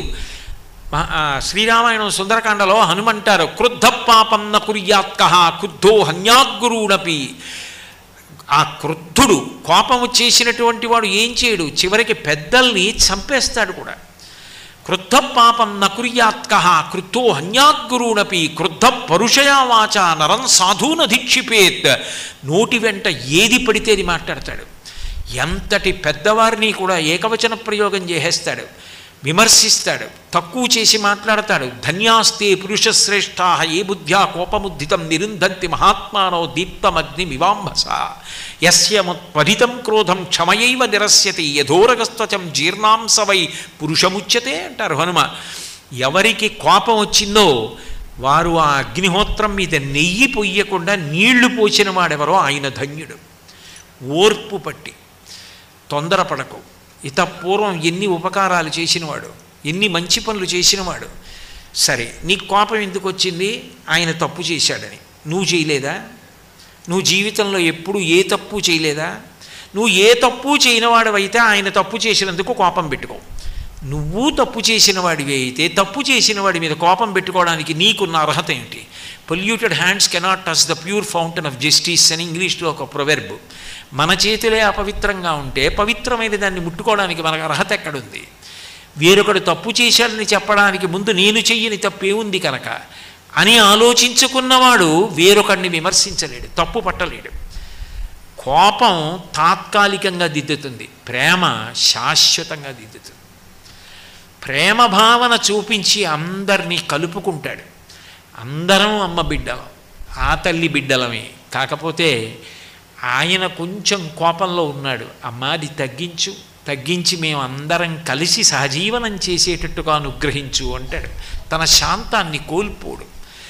కోపమును వ్యవస్థని చక్కదిద్దడానికి ఉపకరణంగా వాడతాడు.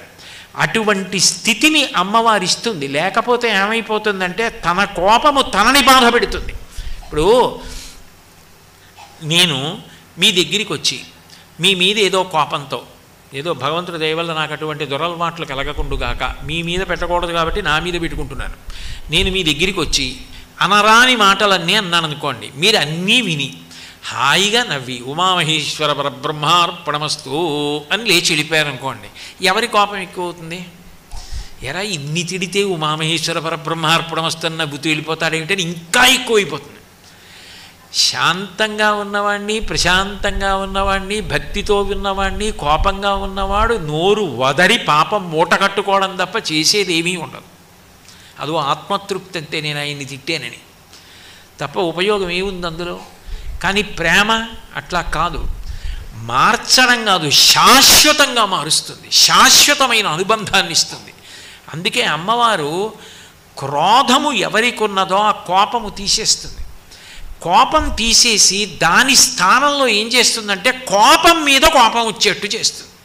ఏమిటి నాకు ఈ దిక్కుమాలిన కోపం, అయిందానికి కాని దానికి కోపం వస్తుంది, ప్రతి వాళ్ళని కోపడతాను, ఇంక ఈ కోపం పోదా నాకు? ఈ మాట కోపం వస్తే బాగా పరిశీలనం చేయాలి. నేను బాగా ఆలోచించి అవతల వాళ్ళ మంచి ఆలోచించి అసలు ఎవరిని ఏమీ అనకుండా ఉండడం నేను సాధన చెయ్యాలి, ప్రేమించడం నేర్చుకోవాలి అన్న భావన కలుగుతుంది. ఎప్పుడు? అమ్మవారి పాదముల వంక చూసిన వాడిని పాశములు వేసి దగ్గరికి లాగి వాడికున్న క్రోధాన్ని తీసేస్తుంది. ఎందుకని? ఒక్కటి జ్ఞాపకం పెట్టుకోండి, ఎన్ని పాపాలు చేసినా రెండే కారణాలు, రాగము ద్వేషము. రాగము పాశము, రాగపాశం, ద్వేషము కోపం. పాపం ఎందుకు చేశాడు? అయ్యో మా అబ్బాయి కోసం, మా అమ్మాయి కోసం నేను సంపాదించద్దు, మా మనవలకి సంపాదించద్దు, మా మునిమనవలకి సంపాదించద్దు, ఇనుమనవల కోసం సంపాదించద్దు, సంపాదించావు, ఊపిరి ఆగిపోయింది. ఈ పాపం అంతా నువ్వు అట్టుకుపోయావు, డబ్బంతా వాళ్ళు అట్టుకుపోయారు. దేనికది? చేసింది ఏముందో అదే నీ వెంట వస్తుంది. దేనికోసం ఇవన్నీ? దేనికోసం చేసినట్టు? ఎంతకాలం ఉంటామని చేసినట్టు? ఆఖరికి నేను అలా అన్నానని అనుకోకండి, ఇంట్లో ఉన్న ఒక ఇనప మూకుడుకున్న ఆయుర్దాయం కూడా వ్యక్తికి ఉండదు. మా ఇంట్లో ఇనప మూకుడు ఉండేది, అందులో మా తాతగారు చనిపోయినప్పుడు గారెలు వండారట, అందులోనే మా నాన్నగారు చనిపోయినప్పుడు గారెలు వండారు. మూడో మాట నేను ఇటువంటి పవిత్రమైన సభలో అనకూడదు. అంటే ఆ మూకుడుకు చూసినన్ని తరాల్ని మా ఇంట్లో ఇంకెవరు చూశారు? మూకుడుకున్న ఆయుర్దాయం నాకు లేదు. అటువంటిది దేనికోసం ఈ వెర్రంతా? ఎందుకు ఈ రాగాలు ఏమిటి, ద్వేషాలు ఏమిటి, పాపాలు ఏమిటి, పుణ్యాలు దేని కొరకు? ఆ భావన కల్పించి అక్కర్లేని విషయాల జోలికి వెళ్లకుండా ధర్మమునందు రాగము, దేశమునందు దేశము ఏర్పరిచి చక్కదిద్దగలిగినది ఎవరంటే ఆ తల్లి. అది ఆ తల్లి అనుగ్రహంతో ఇస్తుంది. అందుకు దుర్గమ్మైంది. కాబట్టి ఆ తల్లి పట్టుకుని ఈ త్రిశూలం అయినా అంతే. త్రైగుణ్యం శూలమేత శాపరసు సత్యనిష్టత అని లింగపురాణంలో వ్యాసుల వారు. త్రైగుణ్యం అంటే సత్వరజస్తమో గుణాలు, అవే రాగద్వేషాలుగా మారి పాపపుణ్యాలు చేయిస్తాయి. అదే త్రిశూలం. మీరు ఏ ఆయుధంగా చెప్పండి, అదే ప్రతిపాదన అవుతున్నప్పుడు. కాబట్టి ఆ తల్లి అనుగ్రహం కలిగితే వెంటనే రాగద్వేషములు సమసిపోతాయి. కాబట్టి ఇప్పుడు జీవితం ఒబ్బిడి అయి మనుష్య జన్మ సార్థక్యం పొందుతోంది. ఒరే అబ్బాయి, మన్మధుడి చేతిలో ఉండి పడితే పాడైపోతావు, నా చేతిలో ఉన్నవి నీ మీద పడితే ఉద్ధరణ పొందుతావు. ఒకటే ఉదాహరణ. చేతిలో దొంగ కత్తి పట్టుకుని వెంటపడ్డాడు. మెళ్ళో బంగారం గొలుసులు, చేతికి గడియారం, చేబిలో డబ్బు ఉన్నవాడు పరిగెడుతున్నాడు. దొంగ వెనకాతల కత్తి పట్టుకు పరిగెడుతున్నాడు. ముందు ఉన్నవాడు పరిగెడుతున్నాడు. ఆ వస్తున్నటువంటి దొంగ రాతిని తన్నుకుని పడిపోయాడు. చేతిలో కత్తి దూరంగా పడింది. ఆ ముందు పారిపోతున్నవాడు వెనక్కి వచ్చి కత్తి తీసుకున్నాడు. ఇప్పుడు దొంగ పరిగెడుతున్నాడు. ఆయుధం మారింది. ఇంతకుముందు దొంగ చేతిలో ఆయుధం ఉంటే ఉన్నవాడు పరిగెత్తాడు. ఇప్పుడు ఉన్నవాడి చేతిలో ఆయుధం ఉంటే దొంగ పరిగెత్తాడు. అమ్మవారి చేతిలో ఆయుధాలుంటే మన్మధుడు పారిపోతాడు. మన్మధుడి చేతిలో ఆయుధాలుంటే మనం పడిపోతాం. మన్మధుడి చేతిలో ఉన్న ఆయుధాలు, ఆ పూల బాణాలు, ఆ చెలుకు విల్లు మన మీద పడితే పతనం. అవే అమ్మవారి చేతిలో ఉన్నవి పడితే అభ్యున్నతి. దానికి ఒకే ఒక్కటి ఆవిడ అడిగేది ఏమిటంటే, నువ్వు నాకేదో ఇంత చెయ్యని అమ్మవారు ఎప్పుడు అడగదు. అమ్మవారు కోరేది ఒక్కటే, ఆవిడ ఉన్నదని నమ్మమంటుంది. నేనున్నానని నమ్ము. దుర్గమ్మ ఉన్నది, విజయవాడ ఇంద్రకీలాద్రి మీద ఉన్నదని అనుకోకు. ఆమె ఎక్కడ ఉన్నది అంటే యథార్థమునకు ఇక్కడే ఉన్నది, చిత్స్వరూపిణి అయి ఉన్నది. ఇక్కడ ఉన్నదాన్ని ఇక్కడ ఉండి నీతో ఇన్ని చేయిస్తోంది కదా. ఆమె యాదేవి సర్వరూపేషు క్షుధారూపేణ సంస్థిత. ఇక్కడ ఉంది, ఊళ్ళో విషయాలన్నీ చూస్తున్నాను, ఇందులో పదార్థం అయిపోయింది, ఆకలేస్తోందని నాకు తెలియదు, కానీ ఆకలి వేసి ఒరే లోపల ఉన్నదంతా అయిపోయింది, పడిపోతావు తినరా అని ఆవిడే చెప్తోంది. యాదేవి సర్వభూతేషు బుద్ధిరూపేణ సంస్థిత. సమస్త భూతముల యందు బుద్ధి రూపంలో ఉంది. యాదేవి సర్వభూతేషు లజ్జారూపేణ సంస్థిత. యాదేవి సర్వభూతేషు మాతృరూపేణ సంస్థిత. రామకృష్ణ పరమహంస ఒక అద్భుతమైన మాట చెప్పేవారు. నాకంటే నా భార్య గర్భిణి అని, నా సంతానం పెరుగుతోందని తెలుసు. ఒక పక్షి నడవదు, ఎగురుతుంది. అటువంటి పక్షి గుడ్డు పెడుతుంది.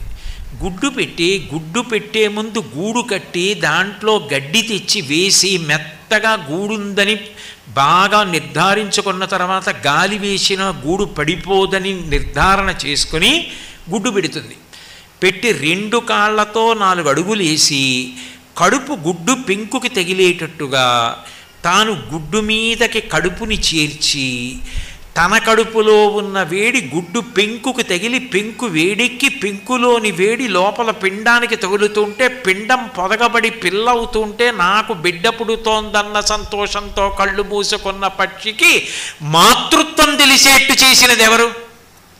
ఎలా పొదిగింది గుడ్డుని? పక్షికి ఎవరు నేర్పారు నువ్వు ఆ గుడ్డు పొదిగితే పిల్లొస్తుందని? అందులో ఆ పక్షి ఎక్కడికో ఎగిరినప్పుడు గుడ్డు పగలగొట్టుకుని పైకి వచ్చిన పిల్ల నా పిల్ల అని ఎక్కడెక్కడికో ఎగిరి ఆహారం తీసుకొచ్చి పిట్టకి పెడుతున్నటువంటి ఆ తల్లిలో మాతృత్వం ఎవరు నింపారు? ఆ నింపినది నీకు కనపడదు, అమ్మ కనపడుతోంది. అమ్మ తనమేదుందో అది చూడాలని నీకు ఆర్తి కలిగితే పారిపోవడానికి అవకాశం లేదు, వెనక తలుపు లేదు గుడికిక్క. అక్కడ దొరికింది దొంగ. నమచ్చోరాయచ నేననలేదు, వేదమే అంది. ఎందుకు దొంగ? నాకు తెలియకుండా చేస్తే దొంగ, నాకు తెలిసి చేస్తే దొంగ ఎందుకు అవుతారు? నా గడియారం తీసి అక్కడ పెడితే మీరు వచ్చి తీసుకెళ్లారనుకోండి, నాకు తెలిసిపోదు మీరు తీసుకెళ్లారని. ఇందాక మీరు పట్టుకెళ్ళారు కదండి అన్నం, నేను అక్కడ పెడితే నాకు తెలియకుండా పట్టుకుపోతే దొంగ. నాకు తెలియకుండా నా చేత ఊపిరి తీస్తున్నావా? నాకు తెలియకుండా నేను తిన్నది జీర్ణం చేస్తున్నావా? నాకు తెలియకుండా నాకు జీర్ణం చేసి నా శక్తిని పంచిపెడుతున్నావా? నాకింత జ్ఞాపకం ఉండేట్టు చేస్తున్నావా?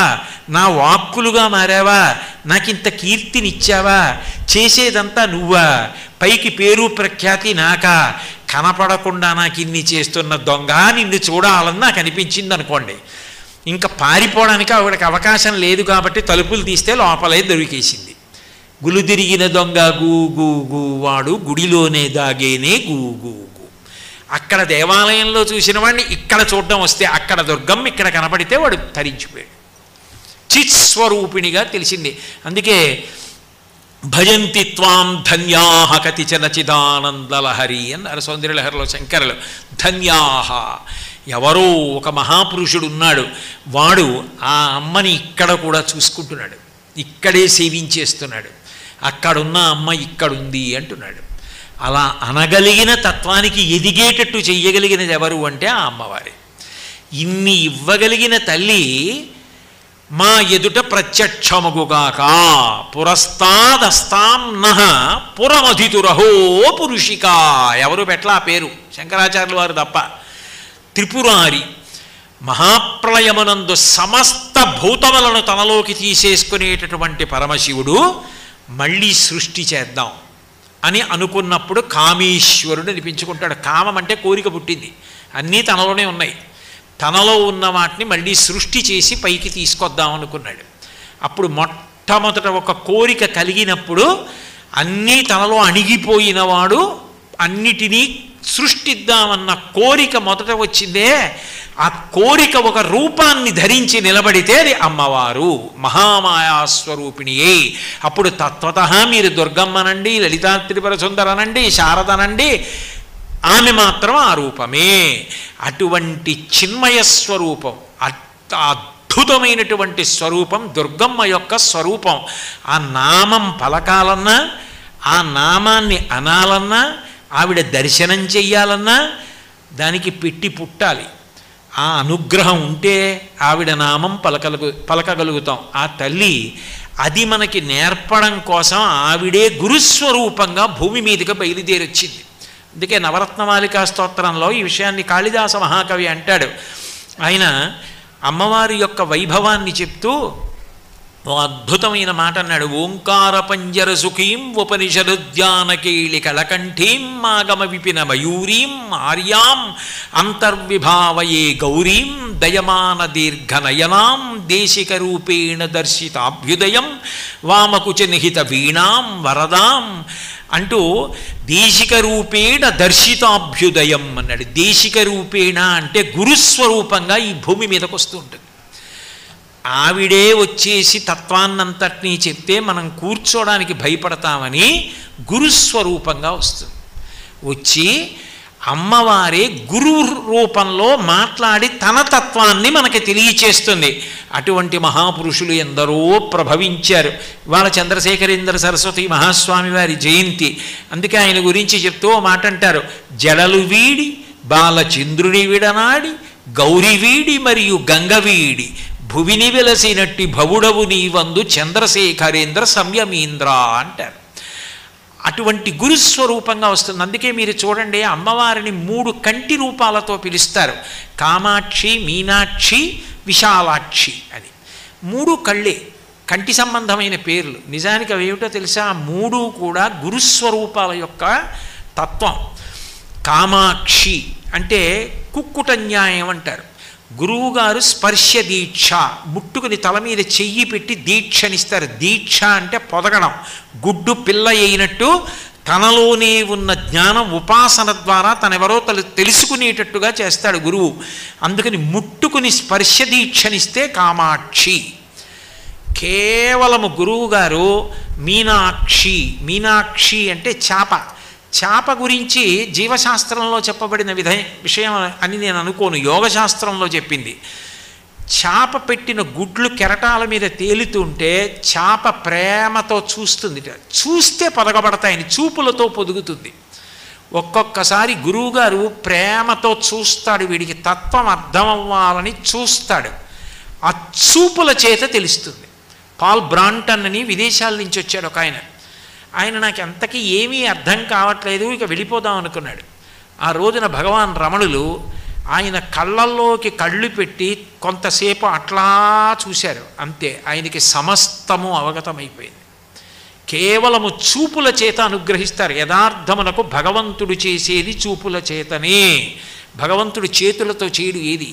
భగవంతుడు ఏది చేసినా చూపులతో చేస్తాడు. అందుకే పోతన గారు కూడా ఆ మొట్టమొదటే శ్రీకైవల్య పదంబు చేరుటకునై చింతించదన్ లోకరక్షైకారంభకు భక్తపాలన కళా సంరంభకున్ దానవోద్రేక స్తంభకు కేళిలోల విలస దృగ్జాల సంభూత నానా కంజాత భవాండ కుంభకు మహానందాంగన డింబకున్నంటారు. కేళిలోల విలస దృగ్జాల సంభూత నానా కంజాత భవాండ కుంభకు తన చూపుల చేత కోట్ల బ్రహ్మాండములను సృష్టించి నిలబెట్టి మహాప్రళయంలో లయం చేసేటటువంటి పరమాత్మ అటువంటి తల్లి. కాబట్టి చూపుల చేత జ్ఞానం ఇస్తుంది, స్మరణల చేత కేవలము స్మరించి రక్షిస్తారు. ఒకప్పుడు శృంగేరి పీఠాధిపతులు చంద్రశేఖర భారతీ స్వామి వారు స్మరించి నేపాలరాజుని కాపాడారు. ఇప్పటికీ చరిత్రలో ఉన్నాయి ఆ ఘట్టాలు. అలా గురువులు రక్షించినటువంటివి. స్మరణ చేత అనుగ్రహిస్తారు గురువులు. ఈ మూడు కామాక్షి, మీనాక్షి, విశాలాక్షి. ఈ కామాక్షి, మీనాక్షి, విశాలాక్షి స్వరూపాలుగా గురువులు భూమి మీద వస్తూ ఉంటారు. వచ్చి అమ్మవారి తత్వాన్ని అమ్మవారే గురుస్వరూపంగా లోకానికంతటికీ ప్రబోధం చేస్తుంది. అంత అద్భుతమైనటువంటి స్వరూపమే దుర్గమ్మ యొక్క స్వరూపం. ఇవాళ శుక్రవారం, వైశాఖ మాసం, కృష్ణపక్షం, పాడ్యమి, మొట్టమొదటి తిథి. అటువంటి రోజున ఈ ఊరి పేరే విజయవాడ. అద్భుతమైనటువంటి పట్టణం. మీ అందరూ పరమ భాగవతోత్తములు. తెల్లవారి లేస్తే సంకల్పం చెప్పుకుంటే విజయవాడ పట్టణంలో ఉన్నవారము అని చెప్పుకుంటున్నవారు అటువంటి మీ అందరి మధ్యలో కూర్చుని ఆ పరదేవతానుగ్రహం గురించి, ఆ శ్రీమాత వైభవం గురించి 4 మాటలు చెప్పుకునేటటువంటి భాగ్యం నాకు ఇచ్చినందుకు ఆ దుర్గమ్మకి శిరస్సు వంచి నమస్కరిస్తూ, మళ్ళీ రేపు సాయంకాలం కలుసుకున్నప్పుడు 6 గంటలకి నా చేత శ్రీమాత ఏది పలికిస్తే అది పలకగలవాడను అని తెలియచేస్తూ, మంగళాశాసనపరై మదాచార్య పురోగమై సర్వైశ్చ పూర్వైరాచార్యై సత్కృతాయాస్తు మంగళం. మంగళం కోసలేంద్రాయ మహనీయ గుణాత్మనే చక్రవర్తి తనూజాయ సర్వభౌమాయ మంగళం. ఉమాకాంతాయ కాంతాయ కామితార్థప్రదాయినే శ్రీగిరీశాయ దేవాయ మలినాథాయ మంగళం. సర్వం శ్రీ ఉమామహేశ్వర పరబ్రహ్మార్పణమస్తు. స్వస్తి.